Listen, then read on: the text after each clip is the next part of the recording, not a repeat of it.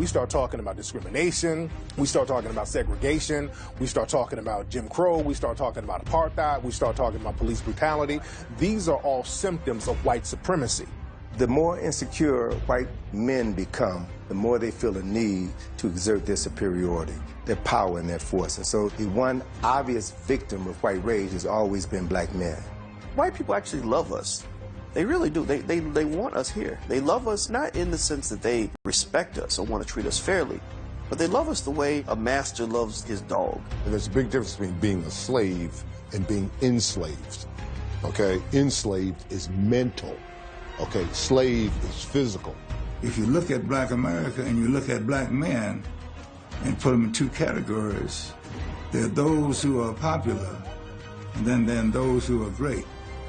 Racism is the raping of a continent, of a humanity of people, of materials and resources, and using them to enrich yourself and validating that for the rest of time. Any black man who stands for his people, any black man who is against the white supremacist structure and is willing to stand by any means against any threats is indeed going to be considered a terrorist. Because as long as African people were in charge of the planet, there was harmony. There was no wars between China, Japan, the American Indians, the Caribbean. As long as we were in control, there was harmony on the planet Earth. You know, I often say when I lecture that the African that got on that boat is not the African that got off that boat. When you conquer a civilization, you're actually conquering their God. Because what do? You change the name of God once you change their religion, once you change their culture. There's a bitterness and an anger towards black people for not allowing themselves to remain in slavery so white people can feel privileged. White supremacy is the only religion that isn't a religion. However, it is the most powerful religion on the planet.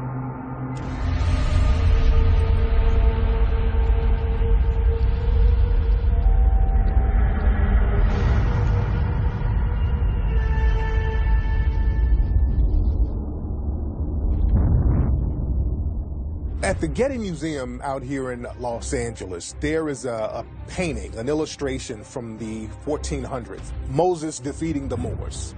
And in the illustration, you see African people who are the Moors in Europe ruling. They're in a castle and they're battling white Europeans. And the reason why they named the painting Moses defeating the Moors is because the Europeans at the time, when they were going through the Inquisition, when they were going through the Reconquista, when they were getting the Africans called the Moors out of Europe, they had a religious undertone. And what they would do, they would draw stories from the Bible and tie that into their current struggle. And that's one of the things that gave them so much momentum. There was a religious undertone to it. The Africans in Europe originally came out of the Moors, came out of North Africa, out of the area that's known as Morocco. Ruled that area called the Iberian Peninsula for centuries. And it's interesting because what most people don't realize is that the Moors had brought to Western Europe, before Europe even had developed the technologies to do a lot of the things that they had done. And when the Moors had been defeated in 1492, that expulsion of the Moors, they had moved into areas that were now considered Western Europe. But they brought with them a lot of the technology, the science, the astronomy, irrigation for being able to develop these lands. And that got erased out of history altogether. And I think that's part of the challenge now, is to put that knowledge back into the mainstream so that people understand who the Moors really were. There's evidence of about 150 Moorish castles that are still there in Spain.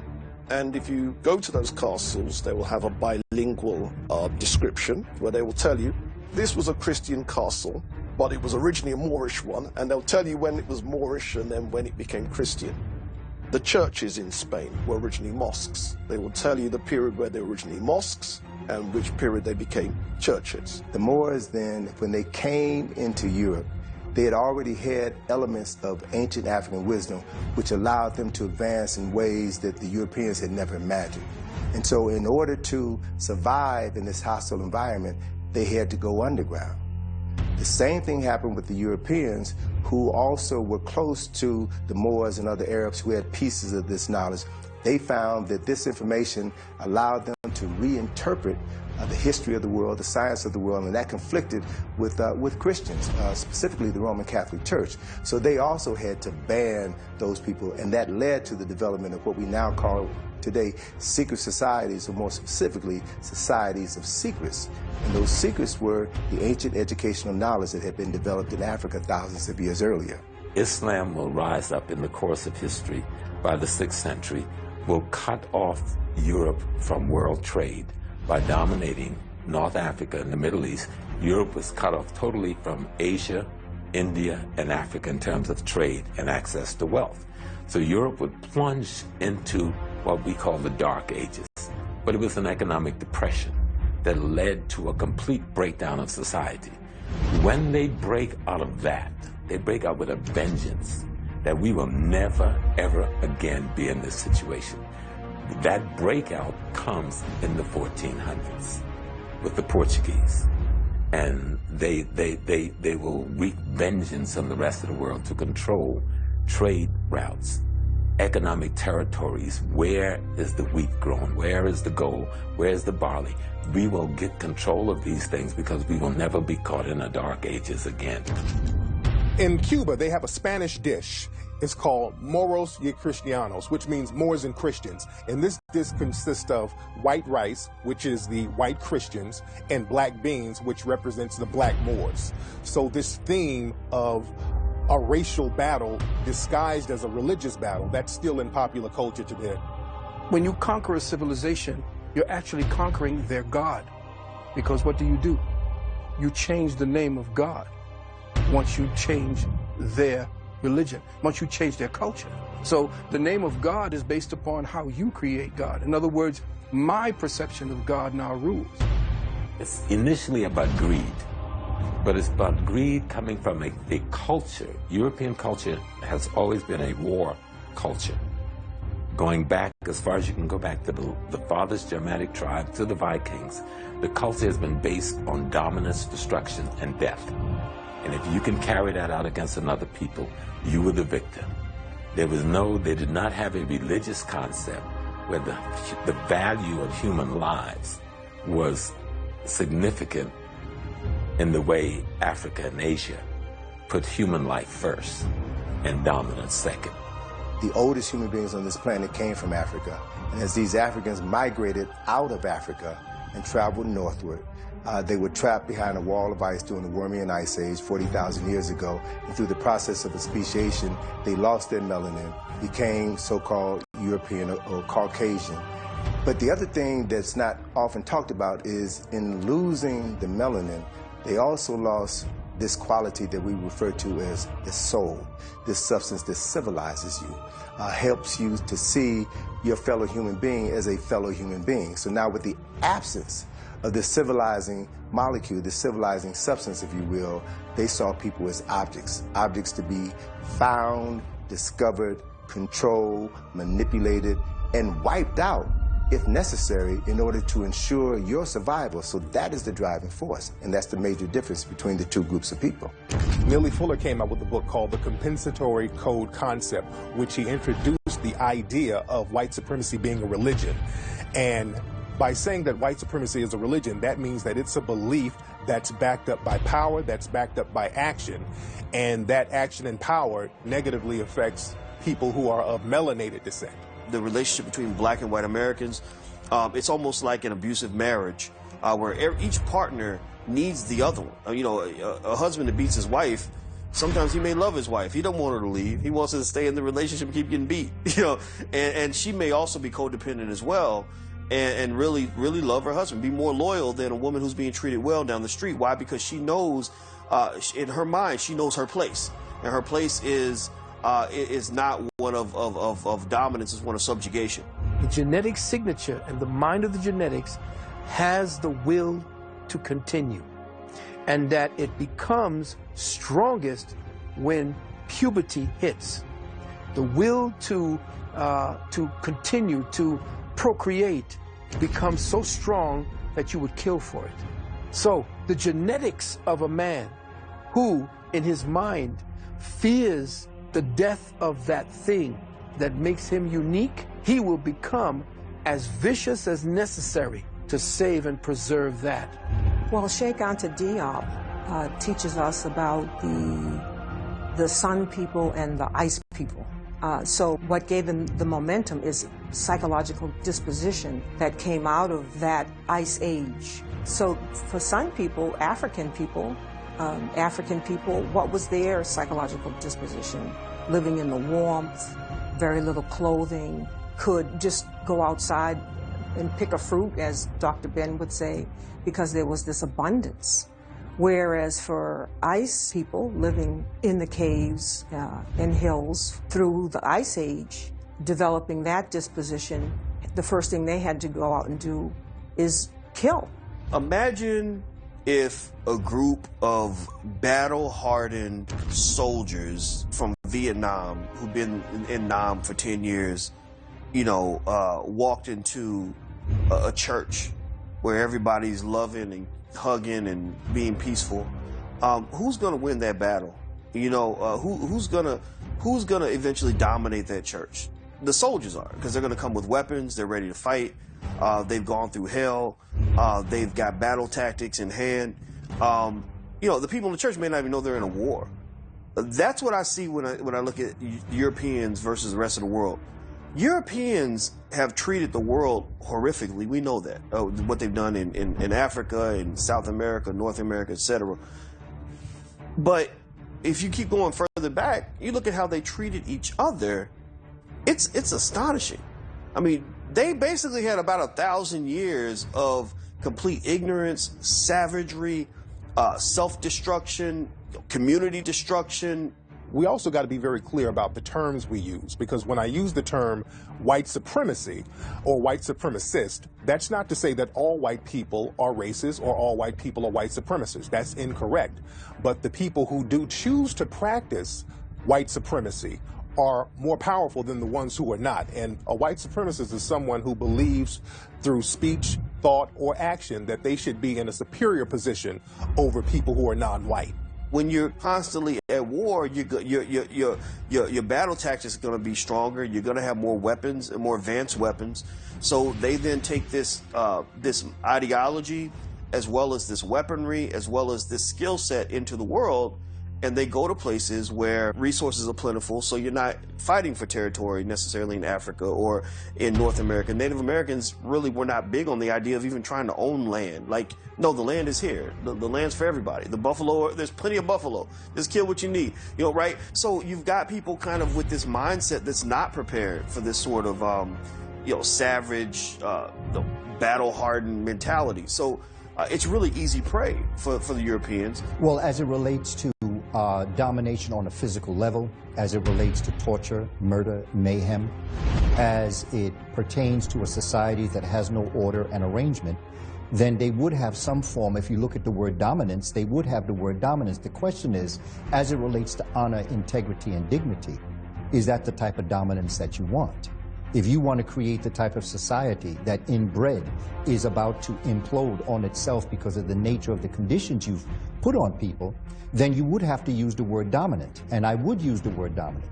But if you're looking for the society that I believe is balanced within the forces of nature, then they are not dominant. In fact, they are inferior to the fact, because eventually nature is going to take back what they attempted to steal. You cannot cancel the future. You can only postpone it.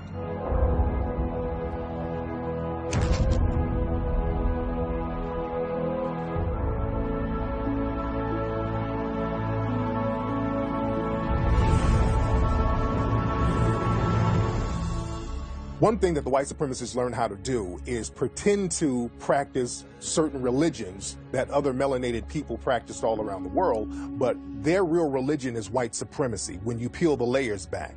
Because when you look at all of the religions, all of them are dominated by white supremacy now.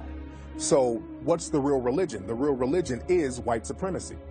Through this religion of white supremacy, the closer you are in complexion to this ruling entity, then the higher you are up in the pyramid. And so when Europeans left Europe and came to America, they had an opportunity now to be higher up on that pyramid. And so once they got here, A poor man in Europe, a poor Irishman, Irishmen were looked upon by Europeans as the niggers of Europe. But they can come to America and they can amass power, wealth, and respectability. As a matter of fact, George Washington, Thomas Jefferson, and those guys, they wouldn't have made it in Europe, but they can come here and adapt that same mentality and then open the door for other poor Europeans to come here and benefit from whiteness.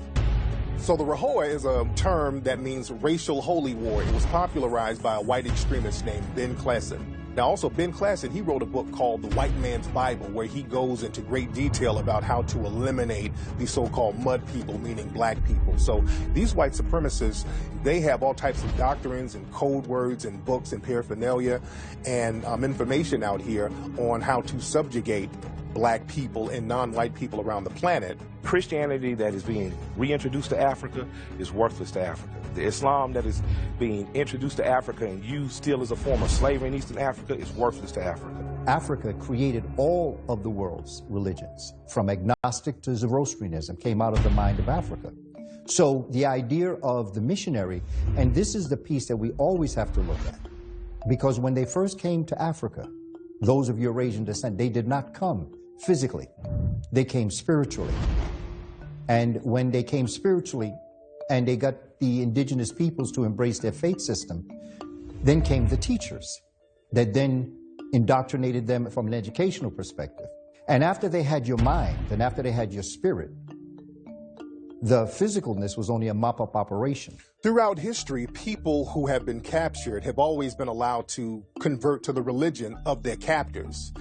But black people have not been allowed to do that. Black people have been trying to do that for the last 500 years. Black people have been trying to convert to what they think is the religion of the oppressor, which is Christianity. But that's not the religion of the oppressor. The religion is white supremacy, because if it was Christianity, the churches that we see today would not be the most segregated places in the planet. Church is the most segregated place in the world. You have black churches and you have white churches. If you're a Christian, there should not be a black church and a white church. There should just be a church. So if we have white churches and black churches, the reason why we have a black church is because we have a white church, and we have a white church because we have white supremacy. So white supremacy must be the real religion. 1822, when Champollion deciphered hieroglyphics, it made it possible for the first time in about 1,300 years that people could now go into Kemet and read the writings, the Medu Neter, on the temples and on the papyri. And once they began to read that writing, they began to understand that everything that they had been teaching Christianity is a lie and based on African concepts that had been created thousands of years earlier. In the Bible, they have a Genesis story. And the Genesis story said in the beginning, God was the Word, and the Word was God, and God created the water and the land and the darkness and the light and the human, and etc. Well, that story almost paralleled the story in the coffin text and the Book of the Coming Forth by Day, which we call the Book of the Dead.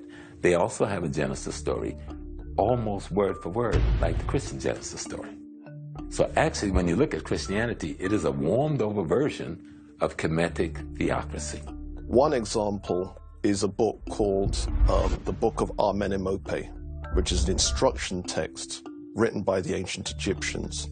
And that instruction text was copied word for word as Proverbs 22 and 23. 14 words, that's a doctrine and that's a slogan by white extremists all around the world. That means we must secure the existence of our race and a future for white children. And this is a slogan that they use, and it's a code that they use. So whenever you see white extremist groups who have the number 14 tattooed on their arm or anywhere on their bodies, that's what they're referencing. They're referencing this code 14 along with the number 88. The 88, that's a number that represents the letter H, because H is the 8th letter of the alphabet, and the H means Hail Hitler. So these are little code words that the white supremacists send to each other. The Bible itself, when you look at the word, comes from the word Byblos.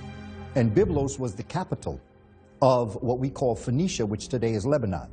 And when the Greeks went to rewrite the books of their teachers, the African peoples of Kemet, they went to Byblos to get their paper, to write and rewrite the books. And when they did that, the name of the book became the place where they got their paper to buy the book. Religion comes at the end of a sword or at the end of swords, where everybody's been decimated and brutally annihilated. You know, and after that type of brutality, you'll accept anything. And your conqueror can tell you your gods don't exist, because look at you, you're dead and in the street. Once that Catholic Church breaks away, the church moves into the dominance when we see Constantine arise as an arm of a military government. So the Catholic Church then becomes the rationale, the theological rationale for imperialism and dominance. If you look at a cathedral, a Catholic cathedral, if you're looking at it properly, you know you're looking at a fortress. They have towers at the end, and at the top they have this bell to warn the sentries, this warning when attack is coming. It is nothing but a fort. So to us, a Catholic cathedral is a church, but it is a military fort. That's why they have the tower up there for the sentry to ring it when they're coming for the attack. That's why they ring the bell. One tool of the white supremacists is to use what I call the 3 M's. The first M is the missionaries. The missionaries go in there first, and they con people. They go in there and act like they're part of some type of religious organization, and they appeal to the spirituality of melanoid people. And the second thing they do is bring in the merchant class. After the missionaries come in, they say, we need to bring in our products, we need to bring in our people to sell things and to use some of the resources here. And then the third thing they bring in are the military. They bring the military in to then subjugate and take over the land and decimate the people for centuries to come. If you have anything, it has to be bipolar. If you have a church, you better have a military. If you have a store, you better have a military. You can call it security if you want. Everything comes with the male principle. And we have a church, but no military. See, when you build that church, you gotta have a military. You should build a military and a church at the same time. It has to be bipolar. Religion's always the tool that's used. It's being used right now. You know, that's one of the main strategies used to conquer a people, is to destroy their religion, make them question their own spirituality, destroy the cultural artifacts that go along with it. That's the way. There's a book called The Grand Chessboard by Brzezinski, who once was he was the foreign policy advisor to Jimmy Carter. And what he told him was, if you want to take over a people, you destroy their culture and you destroy their religion and you destroy the artifacts that they create. As the world expands, meaning our involvement in the rest of the world by Europe, sees that the world of color makes up 3/4 of the planet. So you need some troops. So the white-skinned non-whites, you're going to attach them to you. So you're going to make them honorary Caucasians. So now Jews are honorary Caucasians. Irish are honorary Caucasians. Italians are honorary Caucasians. Eastern Europeans are now honorary Caucasians. That means you're now honorary Germanics. White supremacy, again, is a religion, and other races of people are converted into that religion because people can't really define what a white person is genetically. See, it gets real tricky when you try to talk about what is whiteness from a genetic standpoint, because certain people who are white today were not white 50, 60 years ago. The Irish were not white during the 1800s. They became white. They were allowed to be white later on. Many Italians and Greek people, they were not considered white until later on. Jewish people, many of them were not considered white till later on. So what happens is the white supremacists, when they feel that numbers are dwindling, they allow other groups to convert into whiteness. And in order to convert, they make it their duty to take on the mindset where they want to mistreat and subjugate people who are non-white. Magazine has these cool pieces, and they did a piece where you rent a white person in China. You rent a white person. So there's a former New York City police officer, doesn't know diddly about doodle, gets up, gives a speech at a medical conference to Asian people who really are doctors. But because he's white and because he speaks proper English, meaning white English, he's always going to have a job. After the 1960s, after 1965 in particular, when black people were fighting for civil rights, the white supremacists wanted to create a backlash against that, so they allowed different immigrant groups to come over to the United States with the Immigration Act of 1965. And one group that they allowed to be the model minority were Asians. We started to see an influx of Asian, Korean, all types of people come in, and then the white supremacists started to hold the Koreans and Asian groups up and saying, hey, look at these people, they just got here, they're doing better than those black folks. It was somewhat of a way to shame the black population by holding up the Asian population and looking at them and pretending that they were the model minority, when just years before, Asian people were mocked and subjugated just like other groups. If you look at media back before the 1960s or before the 1970s, they would portray Asian people with glasses and buck teeth and with the Fu Manchu, walking around being silly and goofy. If you come from anywhere in North Africa, don't care how black you are Caucasian. Until the 1970s, if you came from Trinidad, you were Caucasian. I remember when I first saw it, an ironic, beautiful lady, I'm working in, I get out of the military, I get a job at the post office, I'm doing mail across from this magnificently beautiful sister. So I'm trying to, you know, brother trying to make a flag. She told me, she don't deal with black folks, you don't speak to black people. So I went, look, girl, what's wrong with you? She said, because I'm Caucasian. And she left the job, went home on lunch, got her passport and brought it back to me. In the passport it said this black woman was a Caucasian. And so the psychology of white supremacy that used dominance and terror and fear, psychological fear, spiritual fear, physical fear, and tyranny to make people become addicted to wanting to identify with them just to feel safe.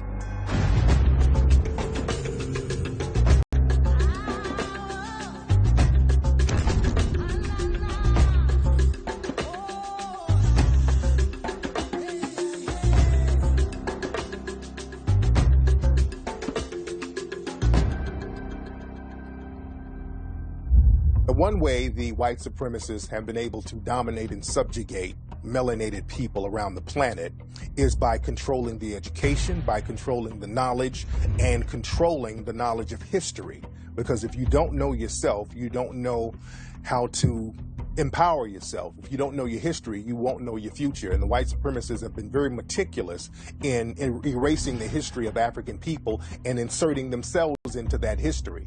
The Greeks were the last race of people that the Egyptians passed the arcane knowledge on to. That's where this Greek to me came from. They were the last ones that the Egyptians gave that to. It took 3 generations of Greeks under Egyptian rulership that they could finally find one that they could teach.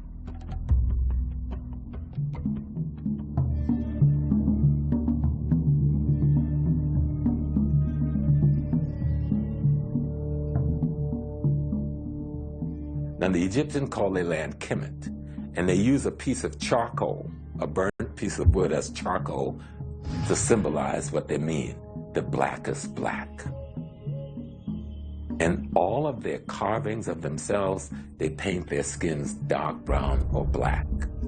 They have white paint, red paint, yellow paint, but they paint themselves blacks. How anyone in the world, with so much information available for the public to see, can even be under any illusions that the Egyptian was even light-skinned. Just when you look at climate and weather, if you go to Egypt, you will notice that the weather is quite hot. And you will notice that it is almost impossible to be able to be outside dressed the way the carvings on the walls are as it relates to the people. Because you would get melanoma before we even knew melanoma existed. So they could not have been depigmented or less pigmented. They had to have been heavily pigmented. So what we have then is various eyewitness descriptions where people visited Egypt and they left an account of the Egyptians in their texts. So what you have is people like Herodotus, who describes them as black-skinned and woolly-haired.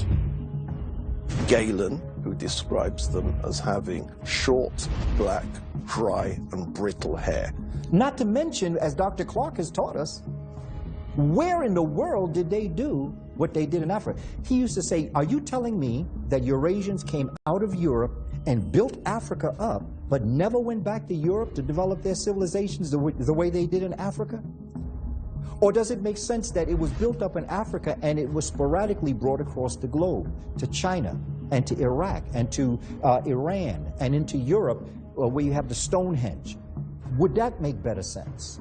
So the answer is, there is no question at this point. Many of the artifacts that are on display in many of the Egyptian collections around the world are fakes.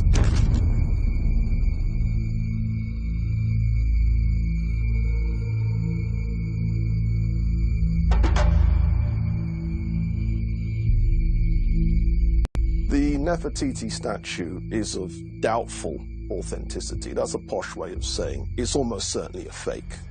A number of scholars have come out quite recently. Henri Sterling in Switzerland, he's come out and said, listen, this is a 100-year forgery. If there is hundreds of paintings of Nefertiti and all of them are black, all of the statues in the Cairo Museum of Nefertiti is black, only this one little white statue in Germany is white. Something's wrong with that picture. Marx was instructed to use the face of Ludwig's wife, Emily Brochard. So the face that supposedly was the most beautiful face of ancient history is actually the features of Ludwig Brochard's wife, Emily Brochard. So now, that's not even the half of it. Beautiful statue, came out of the ground. No, it didn't come out of the ground. What happened was, Brochard, was forced to bring it forward after 11 years. But what did he do? He took the head that Marx made, went back to the Tel Alamar site, covered it up with dirt, and came out and had a photo op as if that's how he found it. One common lie and misconception that many white supremacists like to promote is that the African people didn't invent the wheel, that African people were just primitive, living in West Africa, waiting on the white supremacists to come save them. But in Africa, especially in the area that we now know as southern Libya, right in the Saharan desert, there were rock paintings of black Africans on chariots, and you can see the wheel, and these paintings go back 7,000 years. In 951 AD, there was a scholar called Ibn Hawqal, and he wrote a book. And in his book, he describes two things. The first is visiting a fringe city of ancient Ghana called Aldegast. And he witnessed a merchant writing another merchant a check for 42,000 golden dinars. Now that should blow people's heads clean off. West Africa had checks 951 AD. The second thing he describes is that the Emperor of Ghana was the richest king on the face of the earth. There is a city known as Eredo, E-R-E-D-O, that's located in Nigeria, that the brilliant scholar Robin Walker is coming out with information dealing with the idea that this, in Nigeria, is a city that is 400 square miles in elliptical shape, and the ramparts or the gates are 70 feet high. Or what might be considered to be maybe a 7-story building. That's how big it is. And that was done somewhere in the 800s to 1000 AD. At the same time, 400 years later, in the 1400s and the 1500s, where folk are saying these people are primitive, this city exists in Nigeria. Once Britain burned the palace and they colonized the region and then renamed it Nigeria, it wasn't called that before, they did not permit the Oba, that's the emperor of Benin, to rebuild the palace. So consequently, what's there now is the tiny fraction that escaped being burned down. We look at cities that were larger than cities in Europe at that time. We look at cities that had the equivalent of ancient skyscrapers, buildings that were 4 or 5 stories tall. We look at cities with streets. We look at cities with sewer systems. We look at cities, nations that had universities, that had libraries, that had a upper class, a solid middle class, architects, engineers, physicians, dentists, a city that would rival any other city in the world at that time. Well, the Emperor of Ghana, we know, lived in a castle with glass windows. We know this because there's an 1153 AD document that tells us that there were glass windows. We've got Kano in parts of Nigeria. We've got the great Chad Basin civilizations. We got civilizations along the Congo that we don't even talk about. And what's ironic, in the 1700s, and you can actually go online and find some of them, the Europeans who go to the Congo come back home and draw pictures, which is in their museums, of these magnificent metropolis, these cities with streets laid out in grids and paved. They found the same thing in Benin. They found the same thing in Kumasi. But these same Europeans, especially the British and the French, will burn and sack most of these cities. A Polish scholar called Z.R. Dmytrowski did a survey of Nigerian ancient monuments and wrote a 3-volume architectural book called An Introduction to Traditional Nigerian Architecture, Volume 1, Volume 2, Volume 3. Now, that's important, you see, because most people wouldn't have thought that Nigeria had anything to be able to fill 3 volumes. Which brings me on to Benin. Benin is in the southern part of Nigeria. Now, Benin's architecture was very famous in medieval times. In particular, its royal palace. Its royal palace was the same size as whole European cities, just the palace. Ethiopia was one of the earliest countries to embrace Christianity, right? And so what you have in Ethiopia is a ancient civilization. You know, Ethiopia, we got to remember, Ethiopia is the source of the Blue Nile, right? And based on research that I'm looking at now, I'm really beginning to realize that Kemet is Ethiopia's oldest daughter. So the knowledge that flowered in Kemet began first in Ethiopia. They never occupied and dominated and conquered Ethiopia totally, and that's because King Menelik understood he needed more than just spirituality, because a lot of the Africans in other parts of Africa, they depended on their spiritual system. But when you're dealing with a group of people like the white supremacists who were not spiritual at all, you're going to lose. So King Menelik, he used his spirituality, but he understood that he had to be practical. So King Menelik, he got guns that rivaled the guns of his enemies. And when the Italians came into Ethiopia to try to defeat him, King Menelik used his guns and used his weaponry to fight them off. What Ethiopia was able to achieve was nothing short of military genius. They struggled certainly with Italy for maintaining their independence. But I think what they were able to do was to use the land to their advantage. They were able to strategize, and they really outthought the enemy. And they were underestimated, let's face it. I think they were their military power was underestimated. And so when you had all of this in the psyche of a people, this notion of empire and kingdoms and defending ourselves against the Greek army, the Roman army, the Turkish army, the Persian armies, what's some little rinky-dink Italians? We can handle this, and they handled it. And when King Menelik in Ethiopia defeated the Italians, what's interesting, the Western media started to portray King Menelik as a white man. So this man was clearly a black African brother. There was pictures of him in the whole nine, but the Western media started to show cartoons and images of him as being white because they didn't want to let the world see that the European had been defeated by this African man.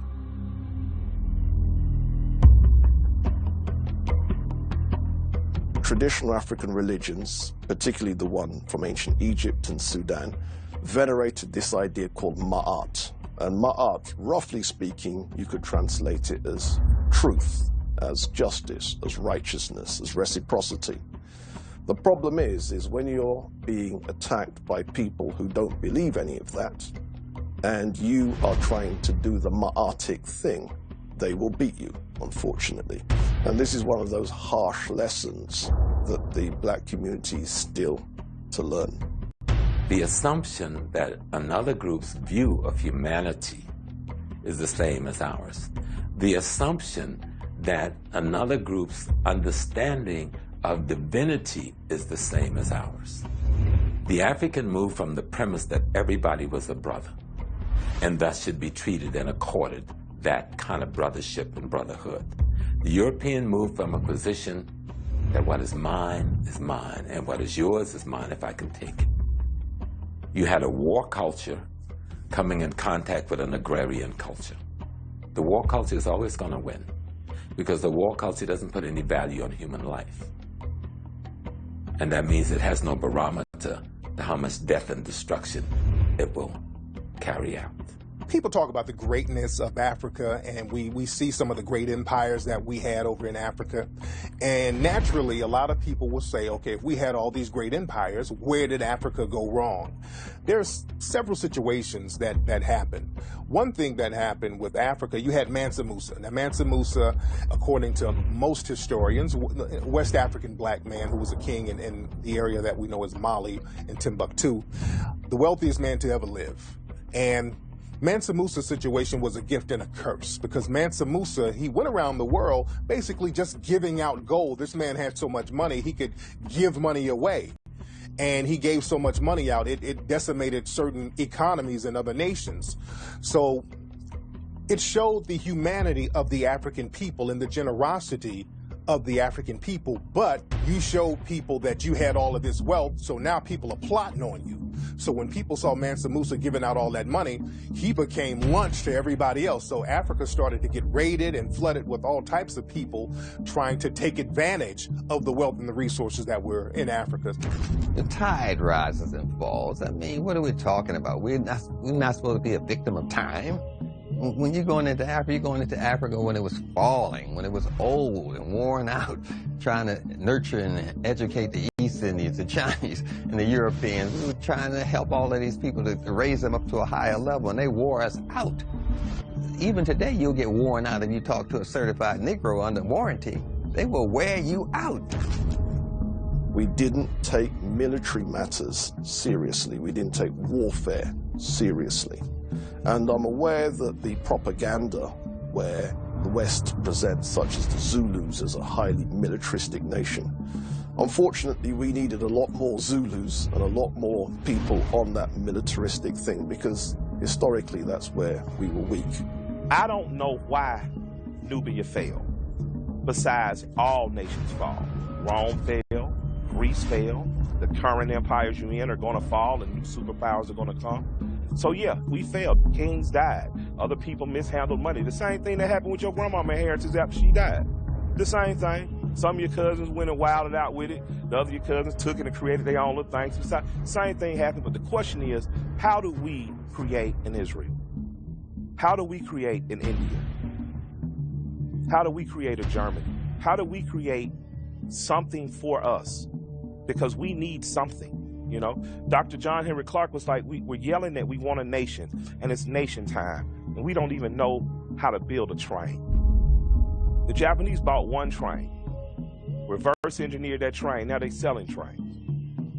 Any nation fails is you don't want it to fall again.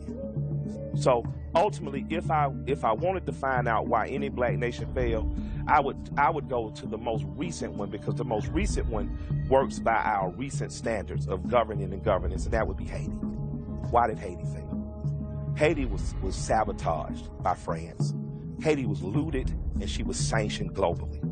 Haiti offered any blacks anywhere in the hemisphere, from the Dominican Republic, the United States, if you can escape from slavery and get here, you're a free man, and we protect the integrity of your freedoms. That is what the anger against Haiti was about. Haiti was the first free republic that offered freedom to any enslaved people, black or white, from anywhere. If you make it to these lands, our army will protect your integrity. For 444 years of the European enslavement of African people, you had the best and the brightest of African people steadily taken out. And then after that genocide, after that Holocaust, Europeans decided that they were going to go in now after the Berlin Conference and control the land for another 88 years. So Africa has only been free for less than 50 years, but is still suffering from the ravages of 444 years of slavery, 88 years of colonization. You don't recover from that automatically unless there are plans in place to aid your recovery. After Europe was destroyed during World War I and World War II, you had the Marshall Plan and other plans that were implemented by the United States in order to rebuild Europe. Look at photographs of London, photographs of Paris after the war, after the bombing, and then see what American aid did 20 years later to rebuild those cities. So we think that Europe has always looked like that. No, Europe has had more wars than Africa has had, but they now but they've had access to resources to rebuild. Africa hasn't had the ability to rebuild. There was no revolution there. There was no independence granted.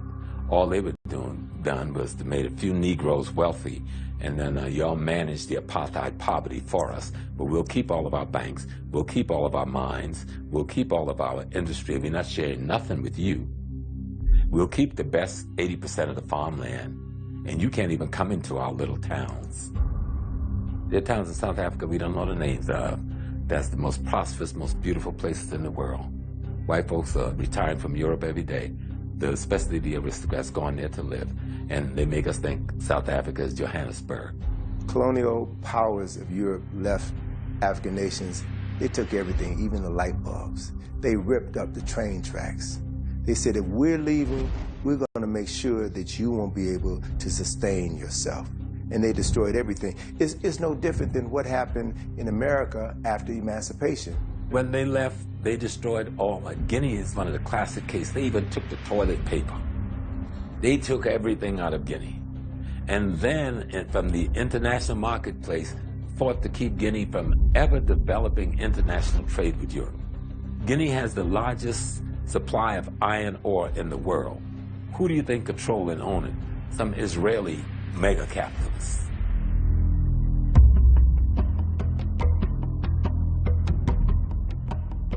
You know, your 0, 1, 2, 3, 4, 5, 6, and so on. Those numbers that we have are, people call them Arabic numerals. They're not Arabic, they're Hindu. But the mathematicians that introduced them into Europe were, in fact, African mathematicians. The fraction bar, where you've got, 2 fraction 7 and the fraction bar, that was something that was invented by an African mathematician.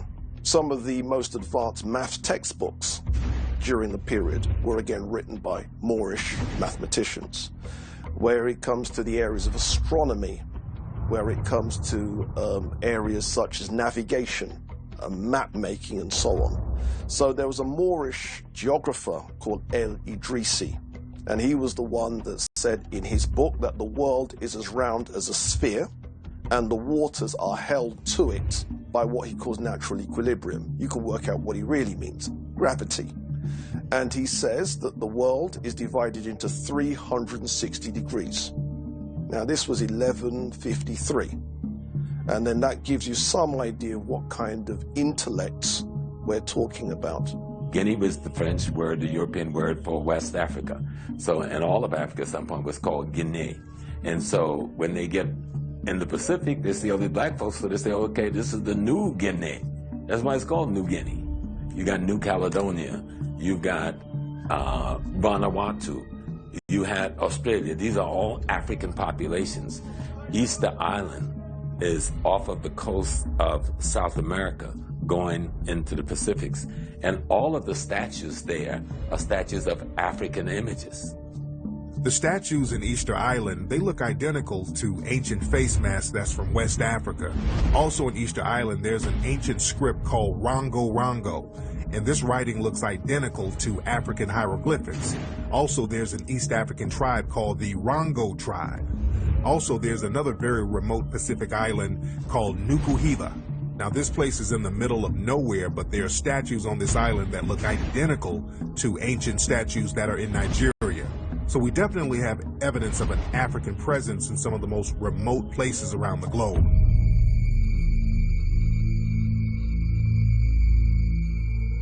You know, the Mami Monument came on the heels of the creation of the Lincoln Memorial. Lincoln Memorial was built in 1922, right? So it was a memorial in honor of the 16th president, the first president of the United States to be assassinated.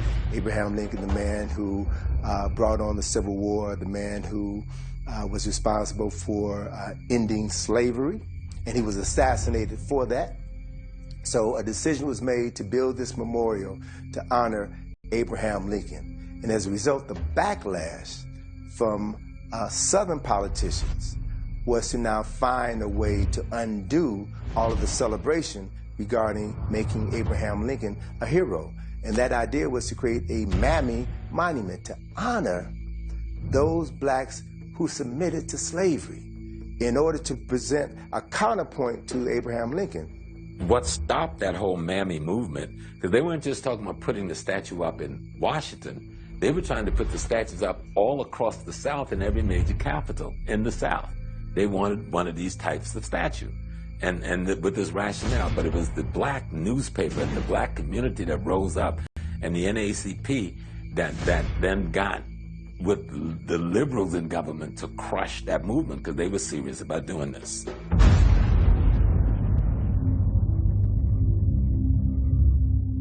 When we think about the concept of aviation, we think about the Wright brothers, and then if we go back, we think of people like Da Vinci, who had drawings about flight, and a lot of people try to say that Da Vinci's drawings were the first ones that talked about people flying. But there was a Moor in Spain in around the year 875 at the height of the Moorish conquest of Spain. And Ibn Firnas was one of the first people to test out flight and navigation. At the Iraqi airport, there's a statue of Ibn Firnas that's paying homage to his knowledge of aviation and flight. Mike Hollis, who I interviewed years ago with Air Atlanta, I mean, he was a young brother. I mean, he was barely in his 40s, late 30s, early 40s, and saw a need, got the investment dollars, and launched, Air Atlanta. But you had Piedmont Airlines, which was out of, North Carolina, Southern Virginia area, Tennessee area, and which a group of black investors were about to make a play on it. So this whole aviation sector isn't new to us. I mean, there's so much opportunity out there. Air Atlanta was an airline that was owned by a black man down in Atlanta. Very high-class airline. This airline, they had it for a couple of years in the 80s, and the airline had all first-class seats. They would serve on fine china. So this was a top-notch airline that a lot of folks don't know about that was owned by black men.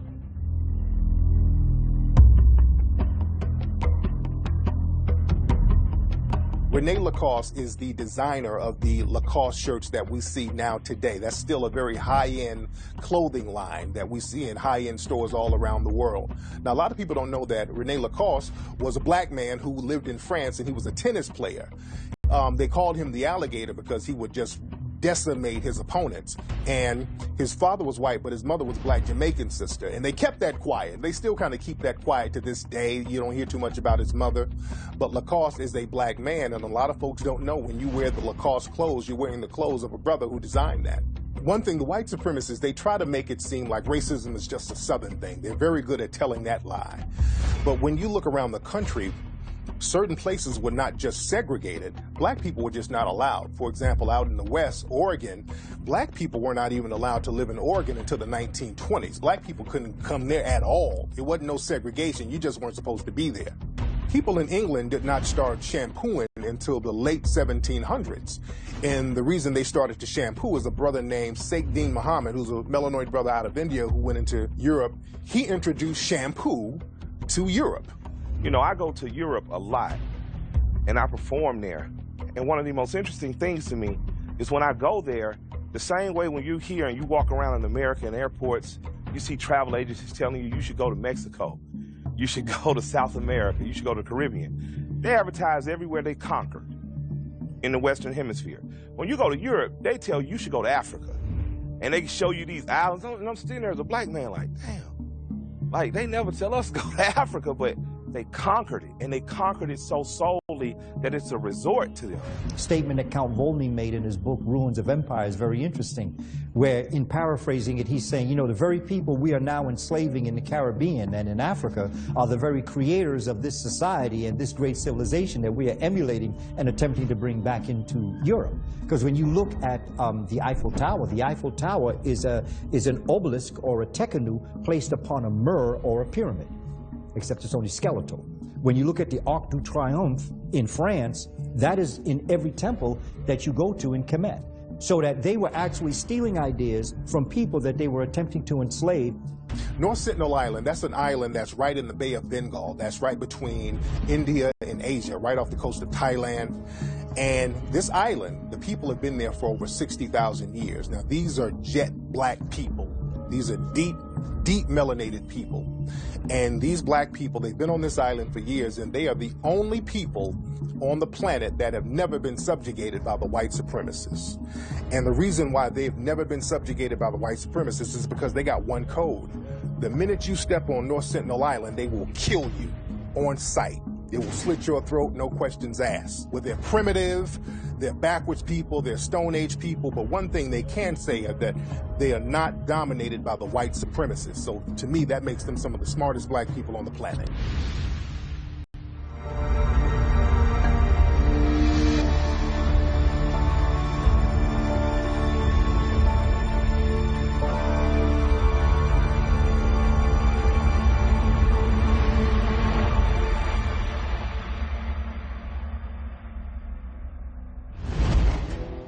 One part of the religion of white supremacy is to sacrifice certain people and sacrifice their lives for the sake of your religion, to show your dominance in your religion. And this is what the white supremacists, they do with melanoid people all around the world.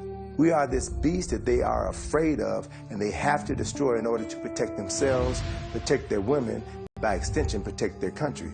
So the more white folk in America become a minority, the more afraid they're going to be, the more reactionary they're going to be, and the more they're going to see a need to circle the cultural wagons and take us out. This is their last stance. And to be perfectly honest with you, if you really understand the essence of white supremacy, they have to do that. In their minds, they have to do that, because to submit is to die. So they are like a caged animal or animal that's been trapped in a corner. They're going to do everything within their power to survive. And if we understand that and understand this is the mentality that we're dealing with, then our reaction has to be a different reaction. You know, we can't react to everything that they do if we understand their mindset. We have to know how not to provoke them, but there are other things that we could be doing and should be doing in order to maximize our presence, right?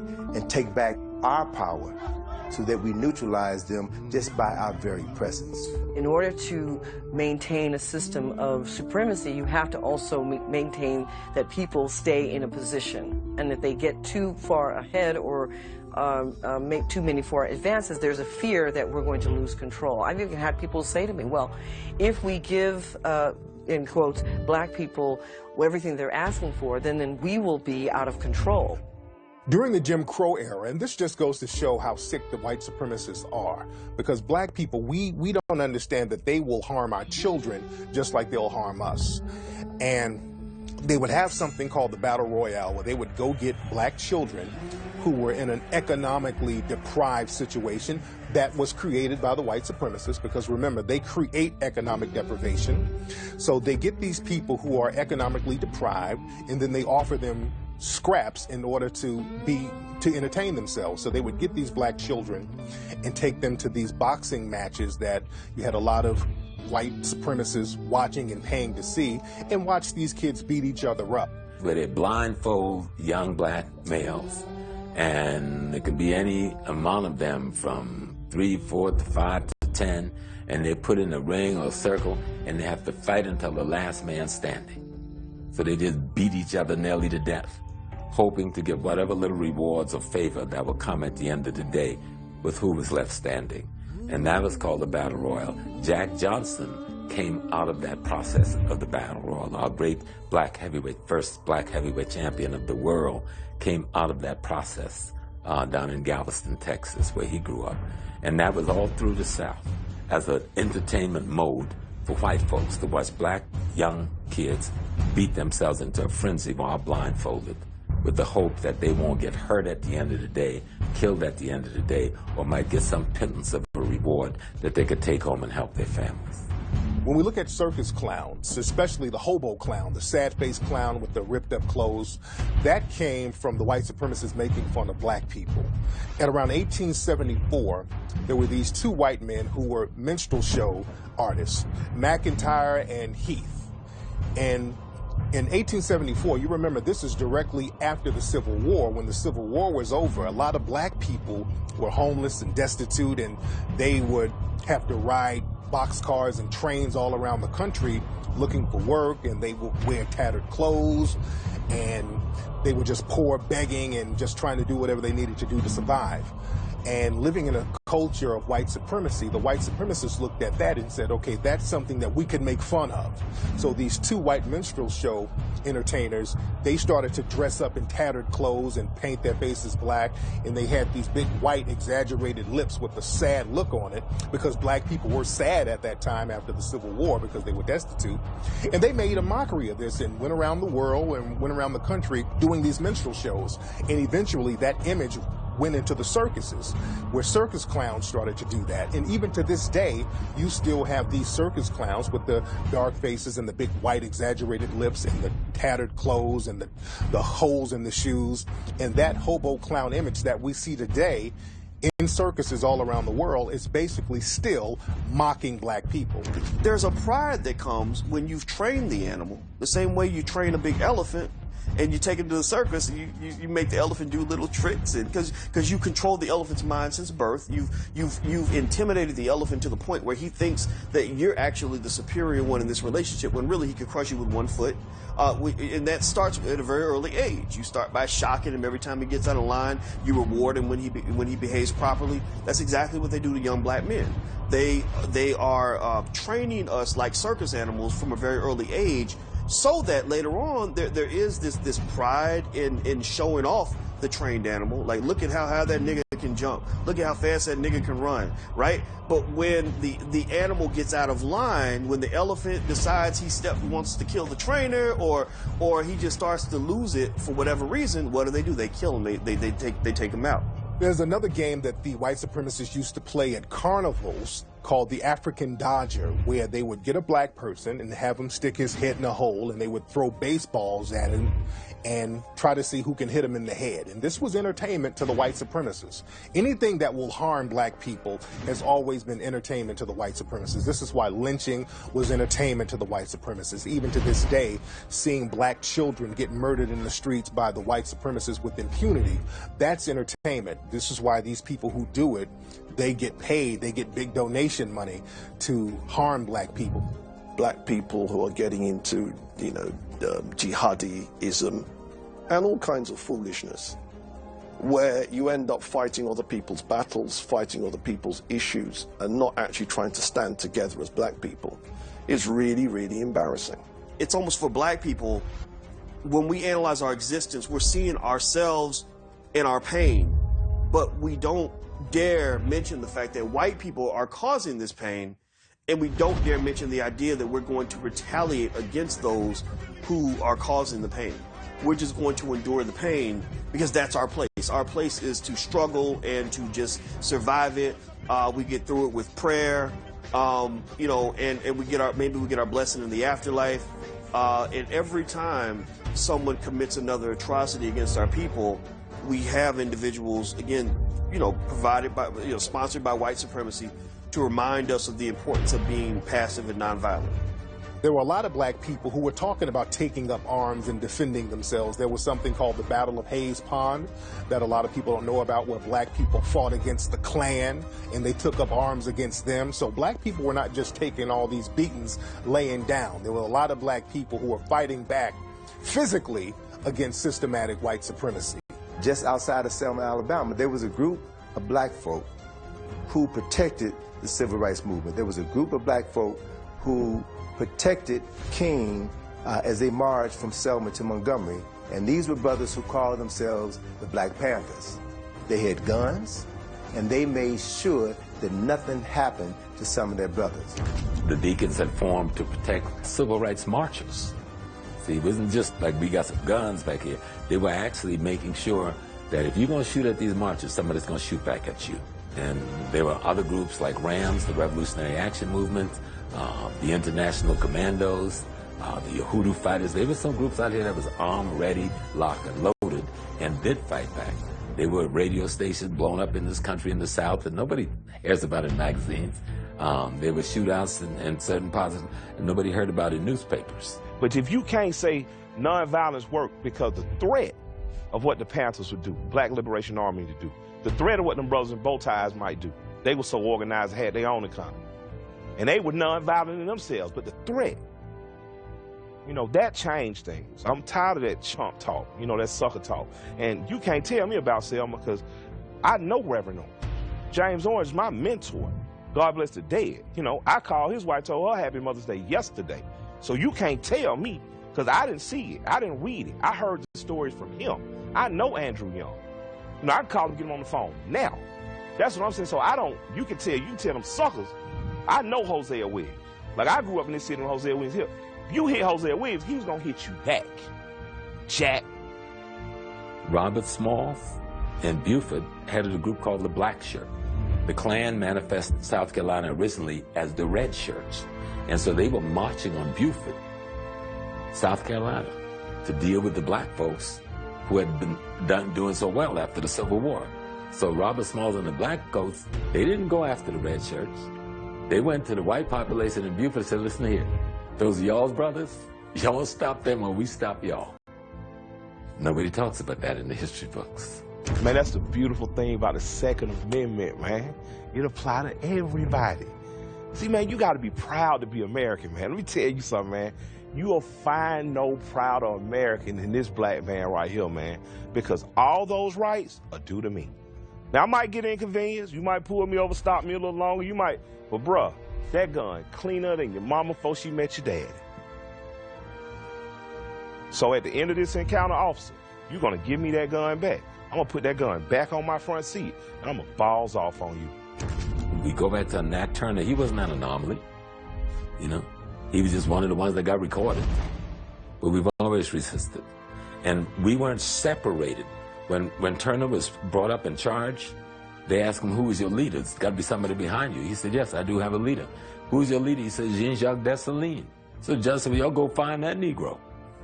They went on and come and tell the judge, well, that was the Emperor of Haiti, but he's been dead for years, so they bring Turner back. And so how you saying this dead man is your leader? He said, my leader is Jean-Jacques Dessalines. He was talking about the spirit of revolution left by blacks who had resisted by arms before. They want you to pull your pants up and go into the gas chambers. They want you to act right and walk into your noose. You see, that's all they're asking you to do. And so just even looking at how those phrases are termed, first of all, those are connotative sentences or connotative statements, because you're saying act right. Well, what is right? Because the Europeans shouldn't be the standard for what is right or who sets forth what is right. Given all that they have done, I don't think anybody would say killing and slaughtering and murdering and pillaging and lynching, and those are right things. So when you look at a people and they're telling you, you need to act right, well, I'm not sure that I would know if you even know what's right. The white supremacists, not only will they target certain black people, they will target their offspring, because they understand that certain bloodlines and certain offspring is passed down. And greatness sometimes is passed down through the bloodline and through families. So a lot of times when you have great black public figures who come out, after they're taken out, a lot of times their family is targeted. Like our brother Malcolm X, when he was taken out, the feds and the powers that be would target his wife, they would target his children, his grandchildren. And Dr. Martin Luther King, when he was taken out, a lot of people don't know that his mother was killed in a church in the early 1970s. She was shot in a church. A black man rises up and challenges you effectively. First thing that you have to do is take him out and then ensure that his offspring will not follow in their daddy's footsteps. So whatever you can do to destroy the children of that leader sets an example for anybody else who would consider walking his shoes. So it's a war strategy. It's a very effective war strategy. And so if we realize that we are at war and that white supremacy uses any means at their disposal in order to win every battle. Europeans understand that intelligence is passed down through bloodlines. It's passed down through genetics. So they understand if they want to get rid of revolutionary leaders within a race which they're trying to kill or exterminate, they have to get rid of entire bloodlines. And so in order to do that, they have to not only just attack the spawn or the root, they have to attack every extension off of that spawn or that root. We think like our slave master. If you want to know how the blacks in Barbados behave, look at the white people that own them. You want to know how the blacks in St. Louis behave, look at the whites who own them. Because they taught us. They taught us how to have children, how to discipline children. They said, your children are evil. You have to beat the evil out of them. They were born in evil, beat the evil out of them, beat the hell out of them. See, we were taught their system. The only way for them to control us is for us to act like them. That's the only way they control us. Now, the month of April has always been a very significant month for the white supremacists. Now, understand that white supremacy is a 24-hour thing. But April is very significant, and you see an increase of violent behavior coming from white supremacist groups because, number one, April is the month of the Patriots' Day, where the so-called patriots, the white supremacists, fought off their enemies. Also, April is the month, the birthday of Hitler. So a lot of the white supremacists, they will time a lot of mass shootings or a lot of mass killings around April. When you look at the Columbine shootings, that shooting was done by 2 white supremacist teens who timed that specifically for April. The Waco situation, that happened in April. The Boston Marathon bombing, that happened in April. So many actions of the white supremacists and violent acts take place in April. The Oklahoma City bombing, that happened in April. So April is a very significant month for the white supremacists. It's almost like a holy month. There are things at nighttime rituals, which we call nocturnal, and we're sun-centered. Our rituals are during the day with the sun. Even if they go to a restaurant, it's going to be dark with candles like a cave. Because that's where they come from. They bring in their culture with them. There's nothing wrong with that. But when you inflict it on someone else, then there's something wrong. But I'm saying, even today, you can go to the country, you see that the name of a bar is called Caverns, Cave. It's not a big thing with the Europeans. So what happened is that they perfected their culture, and we perfected ours of being sharing with other people. There's no overtaking, nothing in history that we decimated, annihilated a race like the Caribbeans did. There's no history books about that amongst African people, none. But you go into Europeans, you just follow the trail of blood, and you follow their history.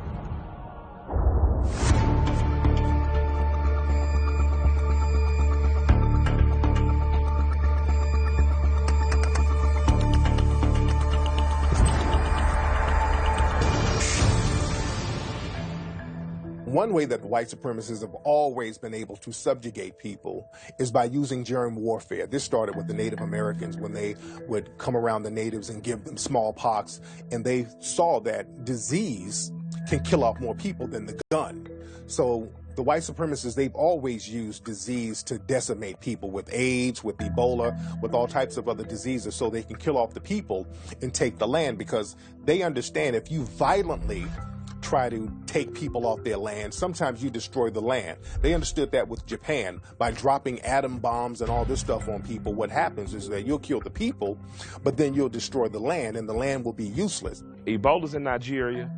At the same time, Nigeria is supplying 27% of its oil to China, who is our new Russia, who we need to make sure has a cap on how much gas they can use. So now we got troops in Nigeria just chilling. And the reason is Ebola. We got troops in the Eastern Horn of Africa because there are skirmishes and there are pirates there. It looks to me, though, that's the only place fuel can go in and out of by ship. So in case it ever gets stupid, then you know who can close it off. So I just look at the world from a bigger context. And scientists now have so perfected this art of germ warfare that they have developed melanin-specific viruses. And how pneumonia has been spreading throughout the black community. The pneumonia virus has mutated to the point now where it used to be cured with an injection 10 years ago. Now there's so many forms of pneumonia out here that are taking people out left and right. Working with Tulane University and Columbia University, have a lab in all 3 of those countries that's producing bacterial warfare. And one of the things they're producing is Ebola. And the CDC owns the patent on this Ebola virus that just wreaked havoc over West Africa. I remember reading in the Washington Post magazine about 15 years ago about an article, a CIA agent who was in Africa, and he had an assignment, and something went wrong, and he decided to scrap this assignment, and he threw this suitcase that was filled with the Ebola virus in a lake, threw it away. And then a short time later, Ebola breaks out in that community. So these mysterious viruses that just show up and only seem to target specific people, we have to begin to recognize that as a potential form of genetic warfare. The most modern instance is the Ebola situation in West Africa. Ebola jumped from the Congo to West Africa and missed all those other countries. That was a flying virus. It must have took wings.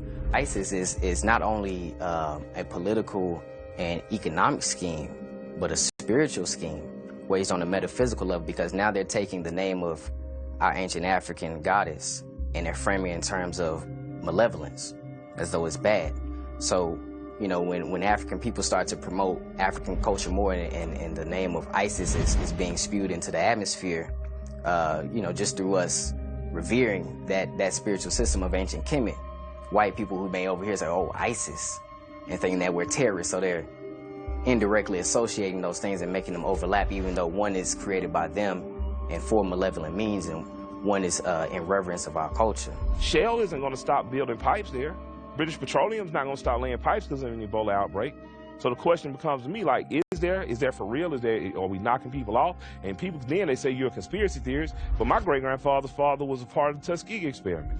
So yeah, I believe in conspiracy theories because it has affected my life. So you got to start asking yourself, if a disease just pops up out of nowhere again and again, and the people are dying, but yet their land is needed for oil, what's, you know, one of many things could be happening. What I do know is I don't buy what they tell me on TV. They used the syphilis on us. And people think, oh, they just took a couple people and gave them syphilis. No. What they did, they infected men with syphilis, and then they let them go without treatment, without even knowing they have syphilis, to spread it to their wives and their girlfriends, and thus throughout the black community for decades, while they studied the effects of syphilis on the human body by guinea pigging these Africans. That was just one instance right here in the United States. The medicines that Africans have been using for hundreds of years are known to the Western world. You get in the bush and you'll find folk. I remember when I was in Ethiopia back in 1985 and met this Ethiopian herbologist who had a cure for cancer. And he showed us his patients. He showed us before and after pictures of him curing cancer cells on people's bodies by using specific herbs. And he talked about the differences between using certain herbs that are designed to kill certain diseases and certain viruses, as opposed to pharmaceutically produced chemicals that will kill certain viruses, but they have side effects. So you take other medications for the side effects, but these specific herbs are targeted only to focus on certain cancers or certain diseases and take them out without affecting other parts of the body. Those herbologists, those scientists, those chemists still exist in Africa today. People living about 150, 200 easy, 200 years old. The health was superior. You wouldn't go to Africa and get somebody with arthritis, rheumatism, diabetes to pick your damn cotton. I mean, that's absurd. You want to get some healthy people because you're trying to make some money. So you went there for that. White supremacists, they would take the skin of African slaves and actually make shoes out of them. This is something that they don't like to talk about. Even today, there's a company over in Europe that makes shoes and leather products based on human skin. Right now, to this day, they make leather products based on human skin. Our communities are ridden with products that have GMOs. More likely to find products with GMOs in our supermarkets in our neighborhoods than you will in other neighborhoods. And why are GMOs critical? Because it's been shown not only are they cancerous, but they destroy nervous system tissues, they destroy brain tissue, and so they impede our cognitive development. So we have to begin to be more concerned about nutrition. You have power when you can control your eating capacity. When you got to depend on Piggly Wiggly or Stop and Shop or any of the other supermarkets for your food, I don't care how many millions you have, if you can't grow your own food, you don't have power. Power is the ability to eat. So even if you got that little garden in your backyard or on your windowsill in a project and you're growing your own food, you have power. Because if all those stores shut down, you can continue to eat, and in continuing to eat, you can continue to live.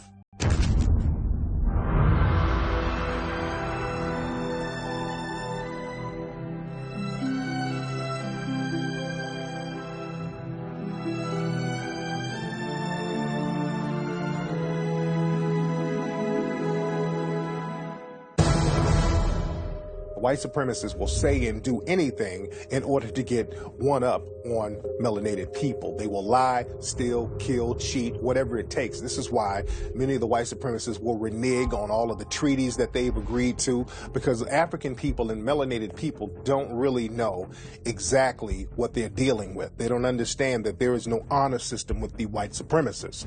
So we have to go back into their history like they go into our history. You understand? They have more books about Egyptian and our history than we do. So to understand black people, you have to go into African history. And to understand Europeans, you have to go into the cave history and cave civilization.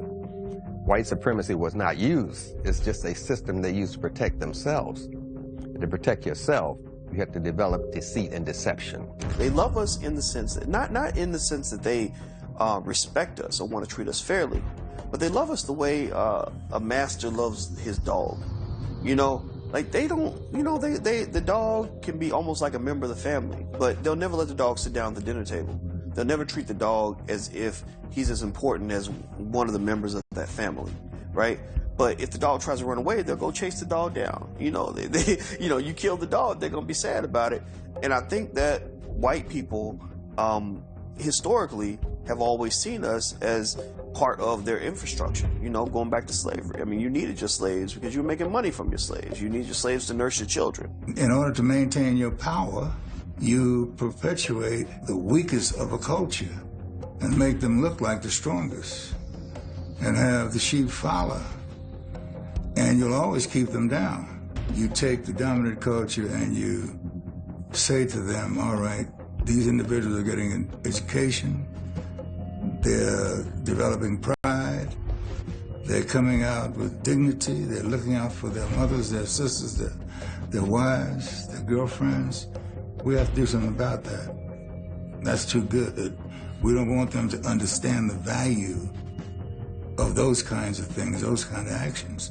So we have to use our propaganda to point these guys as rebel rousers and these individuals as heroes. So if you look at who is put in front of the black community, it is usually those athletes who have nothing to say. They do not rock the boat. They do just the opposite of that. And then they get praised by the white media. It's like people do with the pig today. Say the pig is filthy. Look at them, they're rolling in their own bowel movement. Look at the filthy. Pigs are not filthy. They're in the hippopotamus family. If you put them in their own environment, they'd be in the bath all day. But since they can't get around water, they roll in their own manure. Ain't nothing filthy about no pig in their environment. You see, and that's why I'm putting it in the context of the environment that it was in. There's nothing wrong with black people. You got them in the wrong environment. In this environment, yeah, they lie to each other. Yeah, they sell cocaine. Yeah, you follow me? Yeah, they're stealing people. This is the environment. Over in Africa, when the white supremacists were colonizing many of the African nations, they had treaties with a lot of them. A lot of them wrote down treaties and made agreements and made deals, and they reneged on all of them. And the Native Americans, again, the white supremacists made deals and reneged on the deals because they honored the deals once they got in the mix and were able to claim to be part Native themselves.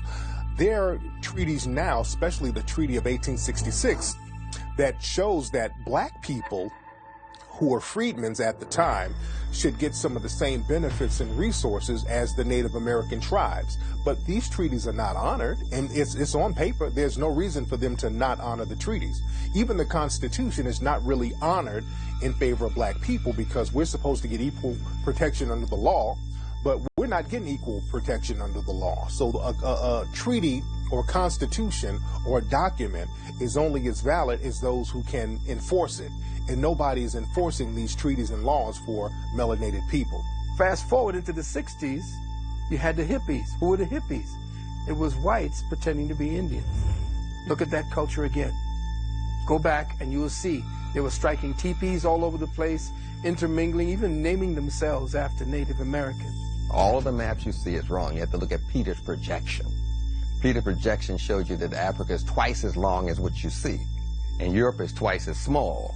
So we got to go to Peter's projection to see the true size of Africa. Because we've been lied to with maps, lied to with history Obama said that he had an international meeting and they asked him about racism in America, and he said, yeah, there's racism, but it's getting better.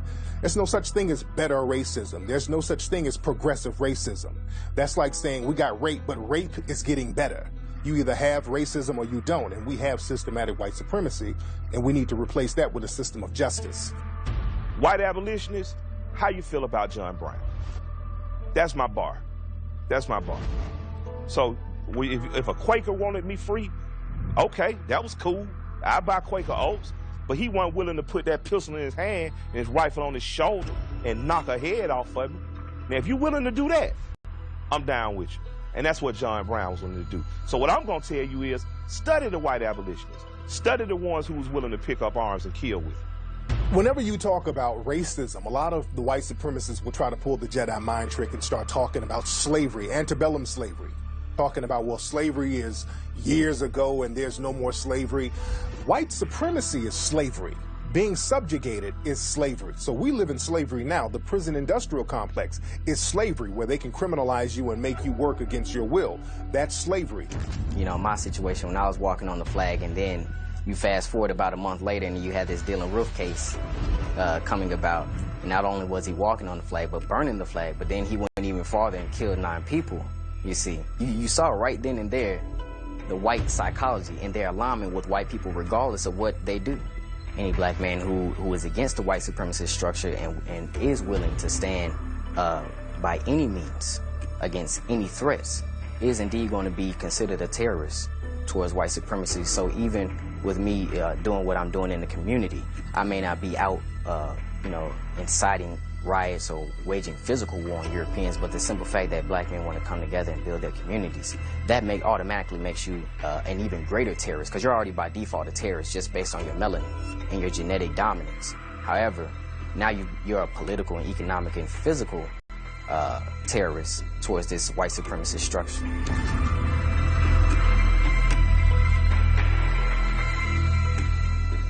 So Spingarn worked in concert with the United States government in order to give them the list of African Americans who were part of this organization, who the government believed was subversive. So on one hand, you've got people like Spingarn who are funding this organization and using it as a front to identify the thinkers within the black community so that they could be effectively neutralized one way or the other. But for them still to give the Spingarn Award to black people, when Spingarn himself was turning over the membership list to Army intelligence. That's deep right there. And that's white. That means you're addicted to white supremacy right there. They exist, and they've been in the NAACP, and they've been in the National Urban League, and they were in SNCC, they were in the Black Panthers, they were in the Nation of Islam, and they were in Dr. Martin Luther King's movement. They were there. And they will be in every other movement. The question becomes, at what point does the masses of our people become so strong that their presence amongst us does not matter? And that's when you're going to make a change. Because Malcolm was real clear. The one thing about Malcolm is that you never had to send an agent in on Malcolm, because Malcolm would tell you to your face. See, you didn't need someone to spy on Malcolm, because Malcolm wasn't covert with his stuff. He was in your face telling you exactly what was going on.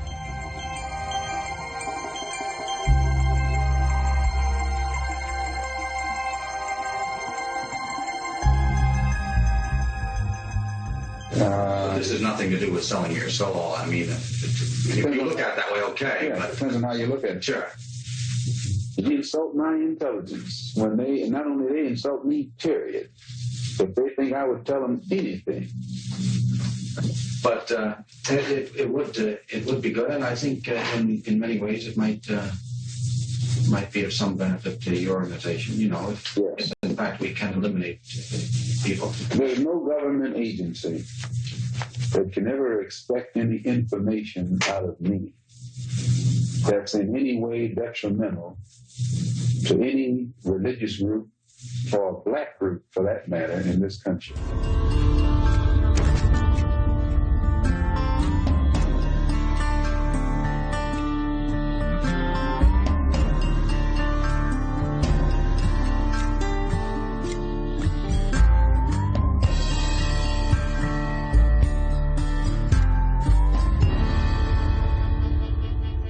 So there's always been some type of backlash for any illusion of progress for black people, because the white supremacists, they judge their well-being on how bad black people are doing.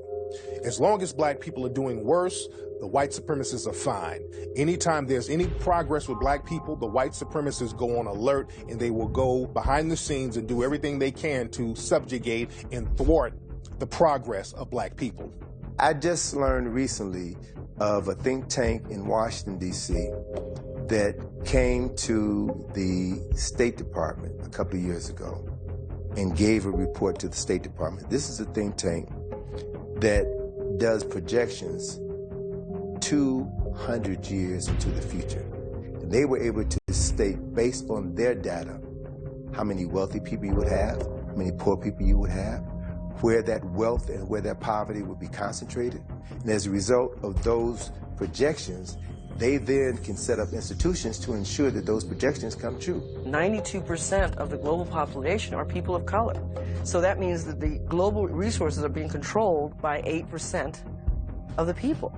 I mean, but if we start to think of ourselves in this way, then it becomes really insidious in how systematic this has been built to convince people around the world that they are minorities. I mean, that takes a lot of power to do that. So if you can imagine the power it took to create that kind of mindset, and of course it's going to take equal amount of power to maintain it. To get a banking, to be able to open a bank, the kinds of things that a black person would have to go through to get approval versus what a white person or even other foreign nationals would have to go through is extraordinary, you know, because our approval is predicated on the whites who are sitting behind the desk seeing us as their competitors. We somehow think that white people are supposed to congratulate us when we make progress, that they're supposed to be happy for us, that they're going to give us their blessing for taking resources that they feel belong to them. No, the other team will never congratulate you for scoring more points. White men created the ghetto. They determined where we would live. And once they determined where we would live, they then would determine where the resources would go. Schools would be built outside of that community. Grocery stores would be developed outside of that community. Resources would be diverted from one segment of town, one area of town, to another area of town in order to produce generations of poverty. You can enslave people right on their land. You don't have to put them behind bars or what Neely Fuller calls greater confinement.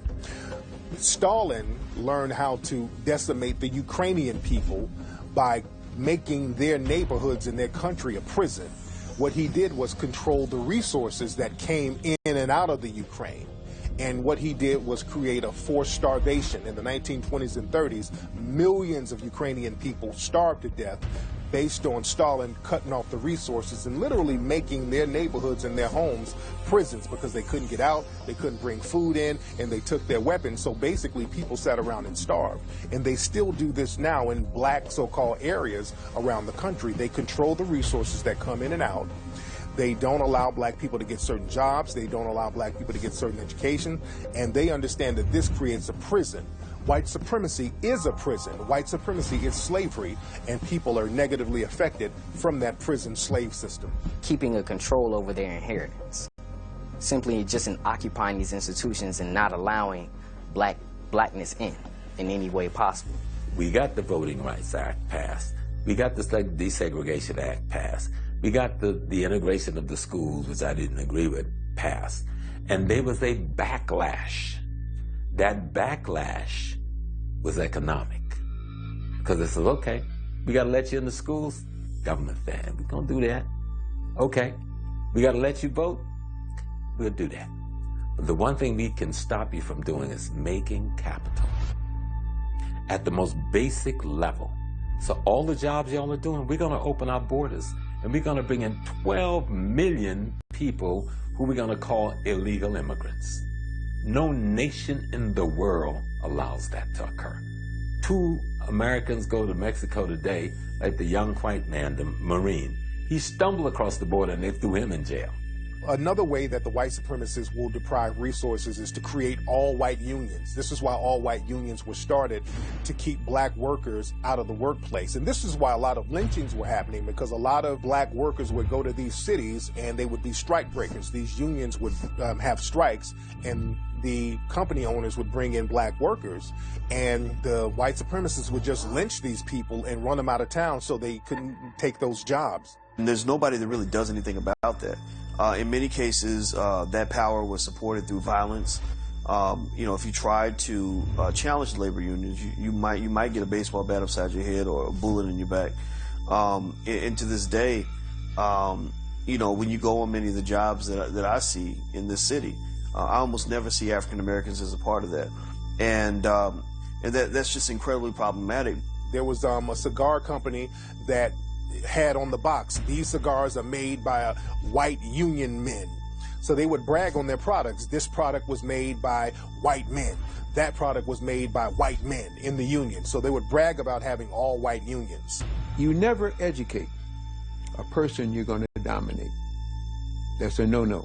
You train them. So we're trained to hold jobs. We're trained to be taught a certain way. We're not trained so that you can begin to create. And yet, blacks create everything you can think of. You go back through the list of inventions by a black, almost everything you find out there was invented by a black person. If you look at Koreatown, 10 years ago, 15 years ago, it was like this. Now it's bigger than our surroundings, because the Koreans didn't mind saying this is Koreatown. Koreans will deal with Koreans. Where black folks said we will keep struggling to deal with white folks. When we begin to focus on wealth like every other ethnic group, I'm not telling you to reinvent the wheel. This is not rocket science. Take care of your own first. Employ your own first. Do what every other ethnic group has done. And that's the key to success and financial growth and development.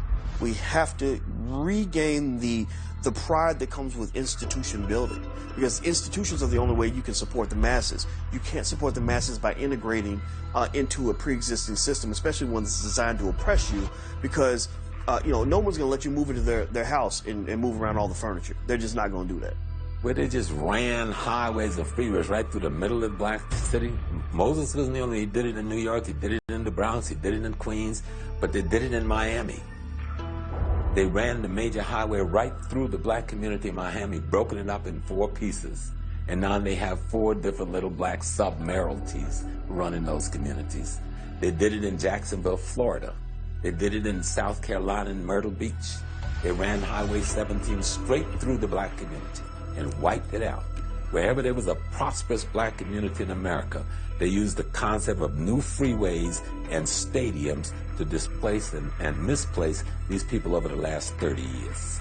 And then in the 1950s, when Dwight Eisenhower came up with this idea of developing a federal highway system, they decided to run all of these highways through the black community, dividing it in half, this highway, buying up all the property, not compensating the owners of those houses properly, and then running this highway system right through the black community. And in every instance, you had these cars, trucks, driving through this highway in the middle of the black community. So think about this, from the 50s and the 60s, they were driving vehicles filled with leaded gasoline. And so that lead now would create a cloud of lead poison. It would flow up out of that highway into the communities, into the house. So what we now begin to realize is that the high levels of lead poisoning within the black community was not due to lead paint. I don't know any child who eats lead paint. It was due to the lead fumes from the cars. That's why they began taking the lead out of automobiles, because it was not only affecting black folk, it was affecting other people within the community as well. So when we began to look at targeted extermination, public assistance should be a stepping stone. And I do understand that there are so many members of our society who are in need of help and should get help. But when you get help in the way in which they're giving us help, they then can control you. Like, for instance, now they're passing laws where if you receive public assistance, you can't use it to go to the movies. There are certain foods that you cannot buy. You can't buy lobster. You can't eat out. They're saying if we're going to give you money, this is what we're going to do. So they control and they contain you. People don't like to give the streets their credit, but the people who've been successful, that's what they love to tell you about. So I'm from the South. Man, our white successful people here that love NASCAR, they love to tell you NASCAR was started because of bootlegging. Oh, they love to give you the story because it's racy and dangerous. And some of my Italian brothers and sisters, they love to tell you about their cousin or their uncle or their grand-uncle that used to drive for Al Capone or maybe, you know, hung out with this. They love to tell you because they crossed that hump. And how did the hump get crossed? Well, the hump got crossed because 1 or 2 generations were willing to involve themselves in crime. So I actually salute the brothers that have involved themselves in the streets that made it out. The brothers that were able to buy shops, to buy real estate, to transition into legitimate business. I salute you, and I encourage more brothers that are in the streets to do that. There has been an organized effort against allowing African American to develop an economic base from which to fuel its community development. And we have never applied ourselves to a community after the desegregation took place and we started leaving the whole family concept in the South and coming north and giving up our businesses and giving up our families and chasing after what we call integration, which means to be with that man, to be a part of that man's culture. And that man didn't want us about his culture, and we wanted to spend our money. And so we would actually spend millions of dollars on a culture that didn't want us to be a part of it, which is foolish as hell, because if you look at the Jewish community, they understood how to work with each other and became a very powerful, powerful community. The largest African-American insurance company in these United States insured most black people in these United States at one point, at least in the Southeast. It was started by a man who had a whites-only barbershop. His name was Londo Herndon. He was a black man, but he only cut rich white businessmen hair in one of his barbershops. He picked up hella game. He got those black men. Those barbers lived a lot better than a lot of the barbers because of the price of the haircuts they were charging. And he was able to successfully build his empire off other people's dollar. Money is people. That's what money is. Money is people. A dollar is stored wealth, it's stored labor. It's money is people. And the first money was people. If I want to get something done, I say, well, you help me build my house. And I say, okay, you can have my son for 20 years. Now you're an indentured slave. You follow me? I pay for you this service with my children. The first money is people, and we haven't gotten past that. Every human organism, regardless of their ethnicity, has to have a period of time to rest. So the brain can recharge itself. Meditation and silence and quietness allows the brain to come at peace and permits other higher levels of consciousness, including creativity, to take place. By keeping you busy, constantly either working for somebody else, having your dollars circulate outside of your community, keeping you under stress with laws and systematic subjugation of people of color, gives you no time to have that period where you can be at peace, where you can rest, where you can regenerate and recharge your brain so that the neurons themselves can replicate and reproduce themselves in ways that are healthy to the organism. And you study the history of Booker Washington. There's a book out, a young lady's put out about Booker. You see that Garvey came here to implement Booker's program. Because Booker was already doing works in Africa, and one must question, why did he die so mysteriously just before Garvey got here, when they were about to hook up in Union? Rich people that left Europe to come to America did not go to Ellis Island. They went to Soundview in the Bronx. That's where their boats went. Rich people went to the Bronx. And the poor people went to Ellis Island. And this is another part of history that's never really discussed. Racism was not just regulated to the South, and also when you look at the North. In New York, there's a slave plantation called Sylvester Manor that was right off Long Island. It's still in existence right now. It's a tourist attraction right now in New York that a lot of people go to. Down in Birmingham, Alabama, they have a slave plantation that's still in existence called the Arlington Plantation, and is right in the middle of the what's called West End area, which is a black area. And West End has gone through so much gentrification that the place now is just decimated. There's dilapidated houses, and around all this degradation, there's this sprawling, bright plantation. And when I went there to the Arlington Plantation, which is on Cotton Avenue, by the way, the name of the street is Cotton Avenue, and I'm there, and across the street from it is a housing project. And outside the housing project, there's a lot of black people, poor, begging. And I'm looking at the plantation, and I'm trying to find out where the slave quarters were. And then I realized, because I couldn't see the slave quarters around the back of the building, but I realized standing across the street inside of the housing project, or in front of the housing project, this is the slave quarters. This must have been where the slave quarter was. So when you look at history, nothing has changed. Nothing has changed as far as racial history. Let every black person who works hard get everything they deserve, because then that would take something away from white people. So in a way, it ends up becoming a little bit like that movie, The Hunger Games, where you have masses of the oppressed, and you take a couple of people out of the oppressed group, and you let them be successful. You treat them even better than you treat yourself, and you hold these people up as beacons of hope, so that you can maintain them. And you're telling these people, look, if you behave, if you endure your oppression, if you allow us to treat you a certain way and don't complain about it, you might have the opportunity to win the Negro lottery and become one of these esteemed elite black people who are successful. And that just does not work. What happened here was an alternative labor force was allowed in this country to do the work that the African American population was doing as a punishment to the African American population, and to handle the residuals. They escalated the prison industrial complex. We understood economic development, the value of it. We understood banking and how to use our investment dollars and how to use the power of the influence athletes had. And the athletes and entertainers and MBAs came together in the Black Economic Union to create business opportunities for young, black entrepreneurs.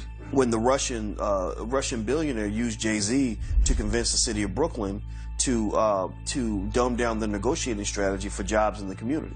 You had Cornel West, who was out there with a lot of people picketing and saying, you won't build an arena in this area unless you give jobs to people in this community. And so what they did was they went and they hired Jay-Z, put him on a billboard, made it, and people believed he was a team owner when really he only owned 1/1500th of the team. And that caused a lot of people to back away from supporting Cornel West, because they felt that they were helping their community by helping this symbolic token black person to achieve his dream of team ownership, which really wasn't even true ownership to begin with. We're the only group on the planet that allows, some other group, culture, whatever, to come in and take our dollars. And I'm not blaming them. That's common sense. They're serving our community. But you mean to tell me there's not an entrepreneur out there who got an idea for a gym shoe? And what do we know? Black males, we buy 1 out of every 5 pairs of shoes that Nike manufactures. Black females, we are 6% of the population. Black females buy 27% of all shoes and cologne manufactured here in the United States. You mean to tell me there's not a black woman out there that wants to manufacture shoes, that has an idea for a cologne? Well, we have got to find these individuals, and we got to bankroll them to make sure that becomes reality. Do what every other ethnic group has done. All you have to do is make sure that Europeans intermarry with each other and pass the wealth on. Intermarry with each other, pass the wealth on. Intermarry with each other, pass the wealth on. And then that's how it stays in white hands. And then once you've got the opposite going on in the black community, our inability to second generation it, then we're not in a position to, even when we make any money, we can't pass it on. And essentially, those are the two strategies that run parallel. Wealth and wealth being passed down. The white supremacists, they make sure that wealth is not passed down within black society because they want to have black children start off with nothing. When you start off with nothing, you start off struggling. They understand that your life is going to be difficult from that point on. And this is why they didn't allow black people to even have life insurance, because black people dying, their children could get money to start off with, like a little nest egg, and they could possibly prosper. But what the white supremacists would do, they would let black people get burial insurance. So if a black person died up until the 1960s, you would just get enough money to bury your loved ones. But they wouldn't allow black people, for the most part, to get life insurance. How do you control the black community? Take one from the record industry, the music industry, which is called the Columbia Study. Now, it wasn't Columbia University that did the study. It was Harvard University that did the study for Columbia Records. And Columbia Records wanted to know in the 60s, how do we control this music with all these black people? The music is making billions of dollars potentially, but how do we get control of it? Because black folks are demanding more and more. And what the Harvard study showed Columbia Records was, listen, let them control everything except distribution. You can give them the labels, they can control the catalog, but you stay in control of distribution, and thus you control the economics of the record industry. You're going to have to restructure your thinking, and you're going to have to say, okay, what's valuable about me? Well, what's valuable about you is you are African and American, which means you have a face that'll give you a pass anywhere in the world.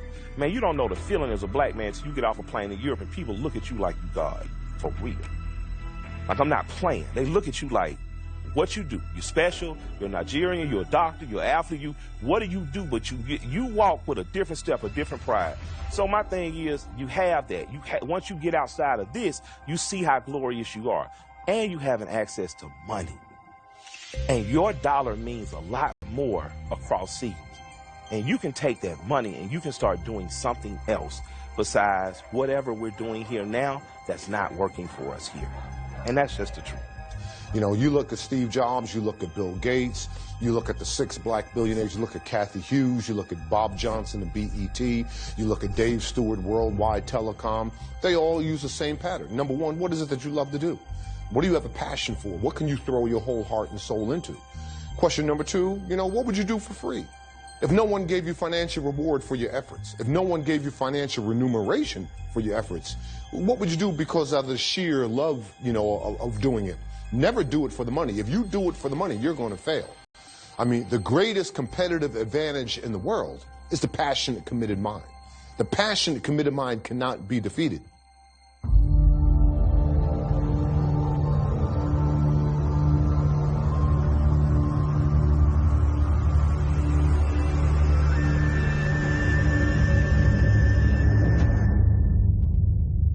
The white supremacists like to show dominance is by using sexual exploitation. People who are dominated socially can be dominated sexually. Sex is a way in which you show your domination. It's like a male dog gets on another male dog and humps on him. He's not after the sex, he's showing he dominates. I'm in control. If you have a system in place to guarantee your very survival, you will use any means at your disposal. So sex then becomes a tool. This whole idea of creating a mulatto caste is designed to create a buffer between the whites and the blacks. You give more privileges to this mulatto caste. Even Chancellor Williams, in his book, he was claiming that due to a biracial population which came about from Greek mixing with the indigenous African population there, it rose up another army which fought against their African mothers and fathers. In Africa, when the Europeans came in, the Portuguese would mate with the Africans, and their offspring would be called Lancados.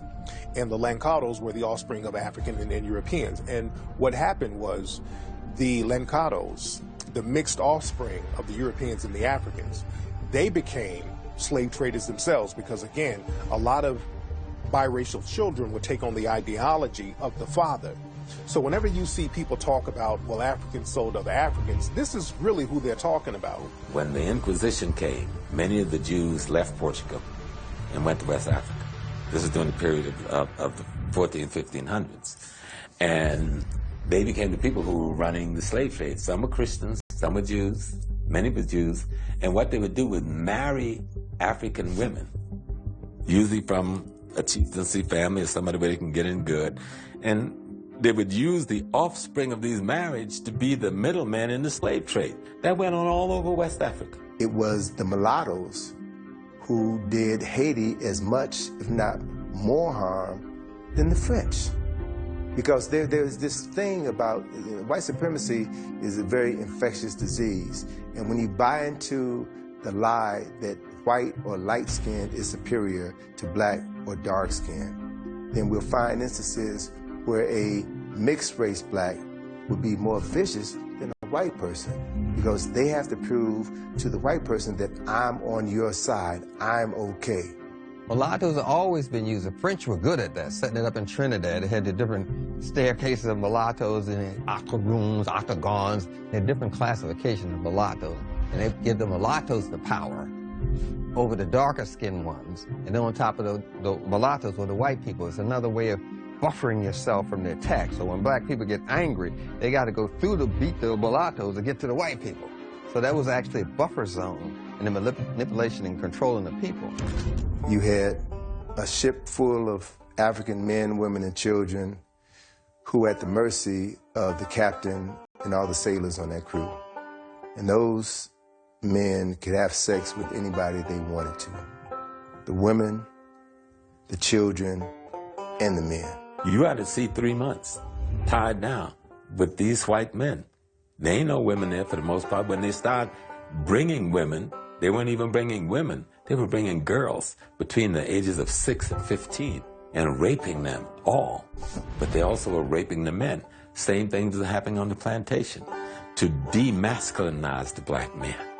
Control the slave population is to rape a father in front of his sons, or to take the biggest, baddest black man on the plantation and do something horrible to him to completely humiliate and emasculate him so that people won't respect him anymore. And that still happens to this day. In the Caribbean, they had seasoning plantations, which were plantations used to break the slaves. And one plantation or one place that had a lot of seasoning plantations was Jamaica. And people have to wonder, what were they doing on these seasoning plantations that was worse than what was happening on the regular plantations? Well, one thing that they were doing on these plantations, especially in Jamaica, they were doing a process called buck breaking, where the white supremacist slave owner or the white supremacist overseer would literally rape black men in front of the whole black population in order to break his spirit, in order to break him down as a man, in order to show dominance against him, in order to show the rest of the black population that this is not your leader. I just made your leader submit to me sexually. And this happened a lot in Jamaica. This is why homosexuality is so looked down upon in Jamaican culture today. And it was a way primarily of cutting down those who would rebel. In other words, it was a matter of power and control and domination. And they would call it buck busting, but it was really butt busting. Slavery continued until 1865 for about 2 generations, right?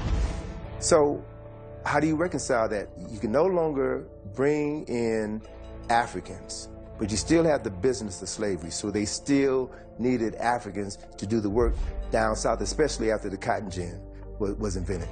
So you had the creation of breeding farms. 2 of the largest slave breeding farms in the United States were on the eastern shore of Maryland and right outside of Richmond, Virginia. They literally bred black people like cattle.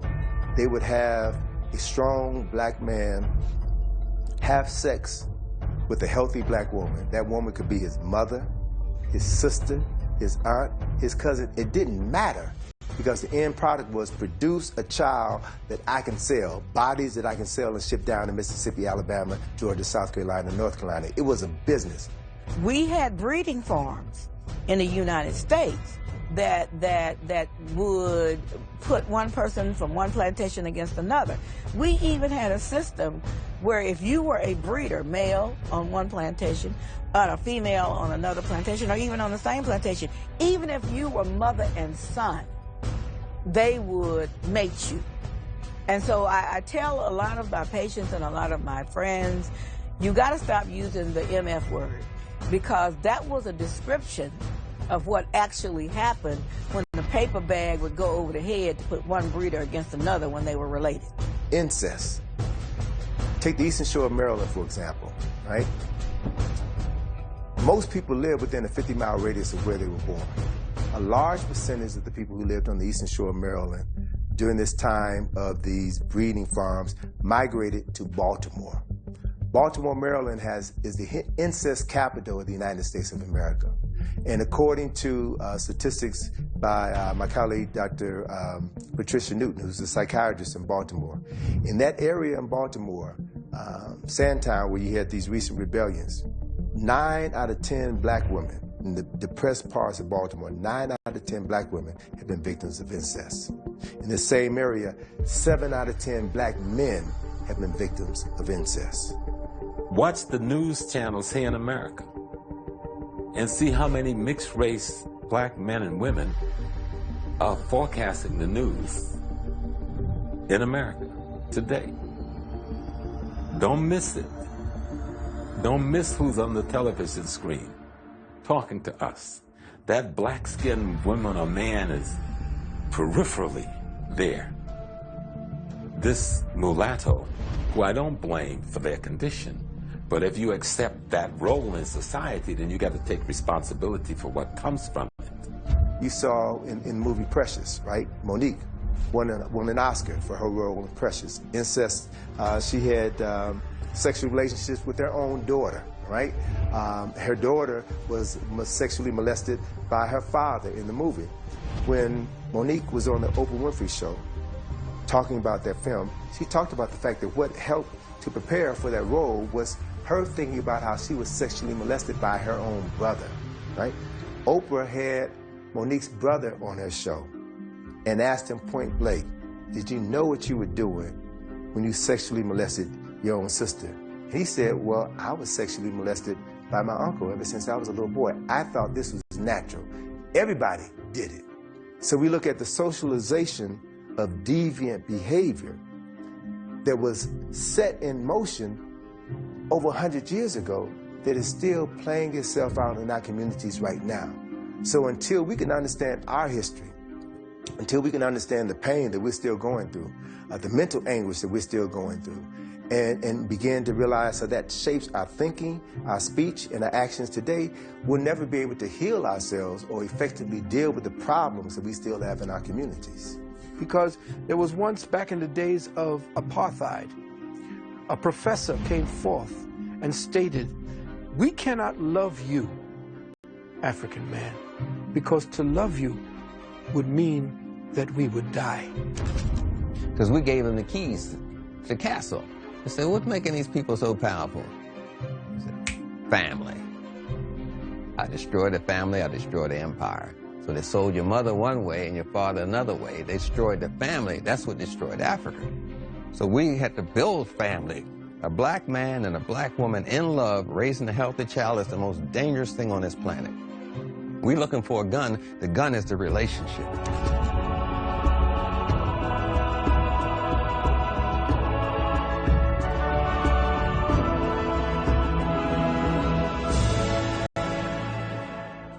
Some of the ways that black people can empower themselves, some of the solutions. One solution is what I call the CMB mentality. The C is basically you got to get a code of conduct, a way you think, a way you do business, a way you interact with other melanoid people. So we have to, first of all, condition our youth and insulate them with knowing who they are, not what someone else has described them to be. We have to not permit everything and everybody to come in and define us. You know, we take on the definitions of others. And unfortunately, those definitions were never designed to make us be empowered. Dr. John Henry Clark used to say, you never expect powerful people to teach powerless people how to gain power. Oh, yes, you do need to vote locally because you need the type of characters that you know in office. You need to have somebody on the city council you can yell at. You go to church with their mama. And the only way that's going to happen on the zoning board. Okay, you got a business you want to open. Man, you can have your homeboy run for office, get on the zoning board. You can do that. But you got to understand politics locally. You got to go to your PTA meetings. You got to go to your neighborhood association meetings. You got to go to the city council meetings. You got to get out in your community again. Estrange yourself from the Republican and the Democratic parties. Create your own. The Democrats and the Republicans are two fangs on the same snake. First, you can't learn all these things in the public school system, and that includes college. You have to learn on your own outside of the system. You have to do your self-education, your self-evaluation, which means you're going to be lonely because nobody likes a smart Negro. I mean, if you're trying to be intelligent, talk about your history and be more aware, you're going to turn a lot of black people off. The loneliness will drive you back into just getting a hair relaxer. You know? The loneliness of being intelligent. One of the challenges that black people have had is that our very psyche has been fractured through slavery, colonization, segregation, discrimination, Jim Crow. No people on the planet have gone through what we have gone through. So we've got to recognize that as a fundamental reality. That still shapes and drives our consciousness. So we are dysfunctional people.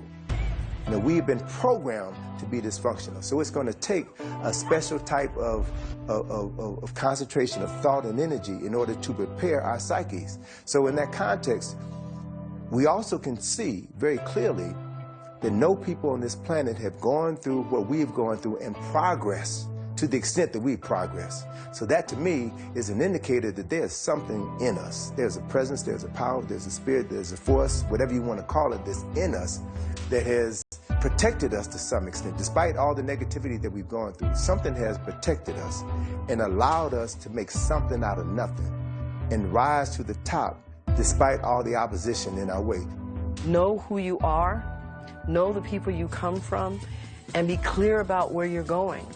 And make sure that you leave something behind that's worth remembering. We have to start to look at education. We have to begin to educate our own children. You know, people say, can white people teach black children? Yes, they can. I've known many good European math teachers, good science teachers. My problem is that they should not teach children.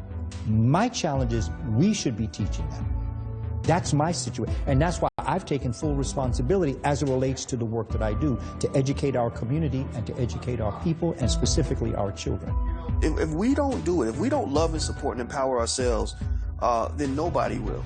Stop waiting for white people to give you permission to love yourself. There's nothing wrong with black love, even though they somehow flip that into white hatred, which we know that it's not. So, you know, I think that establishing that awareness, putting it into action, liberating yourself economically and educationally, and then liberating others. Those are the steps we need to take, but we have to realize it's going to be a long-term process. Examine yourself and apply yourself. Whatever the available tools, use them and maximize them. And set a plan of success based upon the fact that you will never give up or give in. And then look for others like yourself to share that particular dream, that particular attitude. To gain control of the education of our children. By telling those people who are in our community, if you're going to come with your racist attitude, you come with your racist books, you come with your anti-black that said you're not going to teach my children their history, then I want you out of my community tomorrow. I'm going to close the schools down. It's better that the schools are closed down than to create more cripple for the prison industrial complex. But at the end of the day, you have to be responsible for your own education. Find out who you are. Find out what you were put here for. See the world. Mentor a child. Engage in the type of connections with people that give you aha moments so that you know what you've been put here to do. And then go and develop that skill. Buy whatever cheap houses or land you can. Refurbish those, rent them out, live there if you can. start directing African American children to trade schools and computer trades in particular, but trade. Steer our children away from college into the trades. The M means that we have to militarize our mindset. The white supremacists are taught this mindset or this mentality through the Rambo movies. When you look at the Rambo movies, it's about the Sylvester Stallone character being dropped off with limited weaponry. And he has to fight against advanced weapons from these advanced armies. And he learns how to use his mind and his military training in order to survive. So he weaponizes everything. So this is something that's taught to the white supremacists, but we think that we got to have tanks and rocket launchers and all that stuff. And you don't need all that. Your mind is the military. Your mind is the weapon. And you need to use your mind to protect yourself. Right after slavery, of course, we had, the jump start to Black Wall Street. Now, we were fresh out of slavery. We still had the skills to toil the ground and to grow what we need, and that very well helped. That was a basic skill towards nation building. However, I'll say one grave mistake that we made was that we did not erect a military structure alongside that civilization. Security, to defend ourselves. Remember I talked about the economy? Well, we had economy in Tulsa, but what happened to that? We need to be able to defend that. We need to have our young generations of young African-American men and women be able to defend the nation that they live in. And we need to have that strong concept, whether it is the Fruit of Islam's concept, whether it is the Moorish Science Temple concept, whether it is the Black Panther concept, whatever it is, we have to defend by any means necessary our people, our children, our nation. Study your history.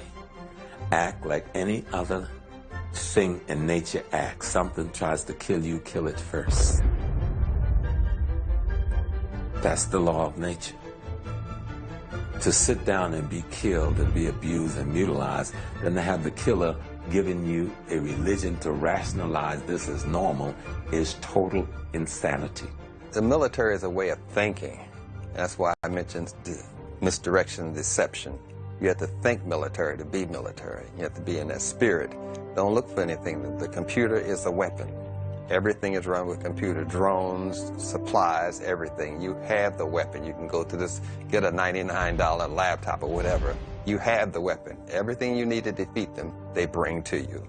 Learn to work with your hands. Learn to grow your own food, fetch your own water, things of that nature, even if it's electrical work or even barbering. Because hand skills translate to other things as well. Hand skills, I'll say that, but primarily each and every person should be able to go to the earth to pull from nature their needs. What you can do right now is to realize who you are, to know that you are descendants of geniuses, not just kings and queens. Yeah, less than 1/10 of 1% of our population was kings and queens. The mass majority of Africans were scientists, were doctors, were engineers, were architects, were laborers, were teachers, were engineers, were thinkers. That's the vast majority of our population. And that is in your DNA. That's in your DNA. We carry that with us. So this system, in order to maintain itself, has to suppress that innate genius that's inside of you. As surface football was, as segregated as it was, in my final year, I was the most valuable player of the league. I wasn't sitting down complaining about not having an opportunity.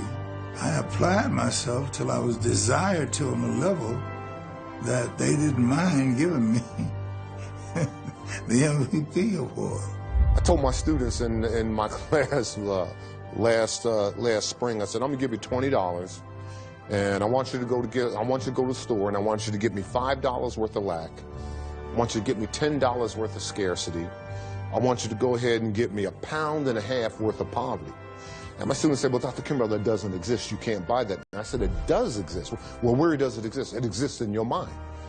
The greatest gift your Creator has ever given you is the ability to change your mind. And nothing's going to change until you change your mind. And most people that think they're conscious and aware won't talk to the Negroes who's into pig feed and ham hocks and praise the Lord. But those are the people you need. Everyone has a value when you're trying to change your system. The alcoholic can be used. They can make a Molotov cocktail out of an empty wine bottle. You have to know how to use all of them. The crackheads, you can't trash anyone. Everyone is needed in this struggle, and that's what an organizer does. They don't do that sort of thing. But we're looking for conscious people, and no. All I need is a few good men. That's what the Marines say. You don't need all those people. You just need a few good men. Black women are in the forefront of this movement again, and it's a return of what's called the Black Goddess force, the Black Goddess concept, and that is in direct opposition to the male God concept. Now, the only way this dominant energy that's hell-bent on destroying everything and everybody could be neutralized is an equally powerful and opposing force, which is now coming in the form of the black woman. So that's the era that we're moving into. And nothing that these white supremacists do can stop that. We have a lot of young people who are victims of sexual abuse, who are victims of physical abuse. That has to stop. And granted, it's a replication of what has happened to them, but we have to stop turning our heads. When we know that something is going on wrong, we have to step in. Remember back in the day, I said, next door neighbor took care of you and made sure that mama knew you screwed up. We need to be able to develop that love relationship again with each other. And the third thing is B. That means build. And you build your economy. And you build by having an empowerment mindset. It's not about hitting the lottery. It's not about getting a record contract. It's not about getting a football contract. It's all about everything you do, your actions, everything you think should be about building and empowering yourself as a melanoid person. Now, what we need to do is convince 1 million black people to find 1 to 3 banks that they support. And take $100. I would love to do it just with one bank. Will you take 1 million black people to take $100 and on one day deposit it into that one black bank? That one black bank gains $100 million in acquisition in one day. And they can start making loans out against that money for homes the next day. Your GDP is $1.7 trillion. You are 13% of the population, but you are 1/10 of the U.S. economy. I told you there are 35,000 black millionaires in the United States. You are equal to Qatar. Qatar is one of the wealthiest countries on the face of the earth. You have 35,000 black millionaires in the United States. There are a pool of 34 million African Americans. You have 30,000 individuals in Qatar who are millionaires, but there are less than 1 million people who live in Qatar. Why? Because they talk economic development. Because they talk entrepreneurship. They're all over the world building businesses. Get over this victim mentality, Black America. Get over this, damn it, oh, woe is me. Your creator doesn't know anything about that. Quit trying to limit the unlimited and see how far you can go. Their God is money. They speak of God more on their currency than in the Bible. Because every bill, every coin says, in God we trust. It don't say in the word of God we trust. It says in God we trust, and in God is their money. Take their money. I think getting back to cooperative farming, and in the instances in the inner cities where you cannot do that, you forming food co-ops among African groups, African people in America, and buying your foods from people who grow organic foods is critical. Because people say, oh, it's expensive. Not if you have a co-op. It's not expensive. So we have to look at that as a factor. We need to look at economics. Need to look at that. Need to understand what economics is. And although I realize that money could be the root of all evil, it's also the root of success if you use it properly. We have to be real clear. We've got to spend our money in order that our nation is able to rise up out of this. I'm not into nation building. I'm into empire building. And to do that, you have to have a strong economic base. The first thing we need to do is study our history. The second thing we need to do is any businesses that do not serve our community, that treat us like they are parasites and we sacrifice, let's stop being their sacrifice by putting our money in our pocket and finding someplace else to spend it. We made $1 trillion last year and we gave it to the people who hate our guts. Let's take that $1 trillion and open businesses for ourselves. We need to get serious about business We need to get serious about entrepreneurship. We need to get serious about building residual income streams. And we need to find ways of being able to second generation it and pass it on to the next generation. And they have to be instructed, the second generation have to be instructed. This is what I've passed down to you, multiply it by 10 and pass that down to your children. And then essentially we then keep that program rolling. We need to go into our bookstores, go online to all of the black businesses, and we have to start to subscribe to them, and we start purchasing things. I do realize there are some things that our people do not manufacture that we need. I understand that. And under those circumstances, of course, you need to get your product. I am saying let's do a concerted effort looking for businesses that reflect us and do for us, and keep that dollar circulating in the community as many times as we possibly can before it leaves. And that's why people who say our history ain't nothing work so hard to keep it away from us. When you know who you are, you know what to do next about your well-being.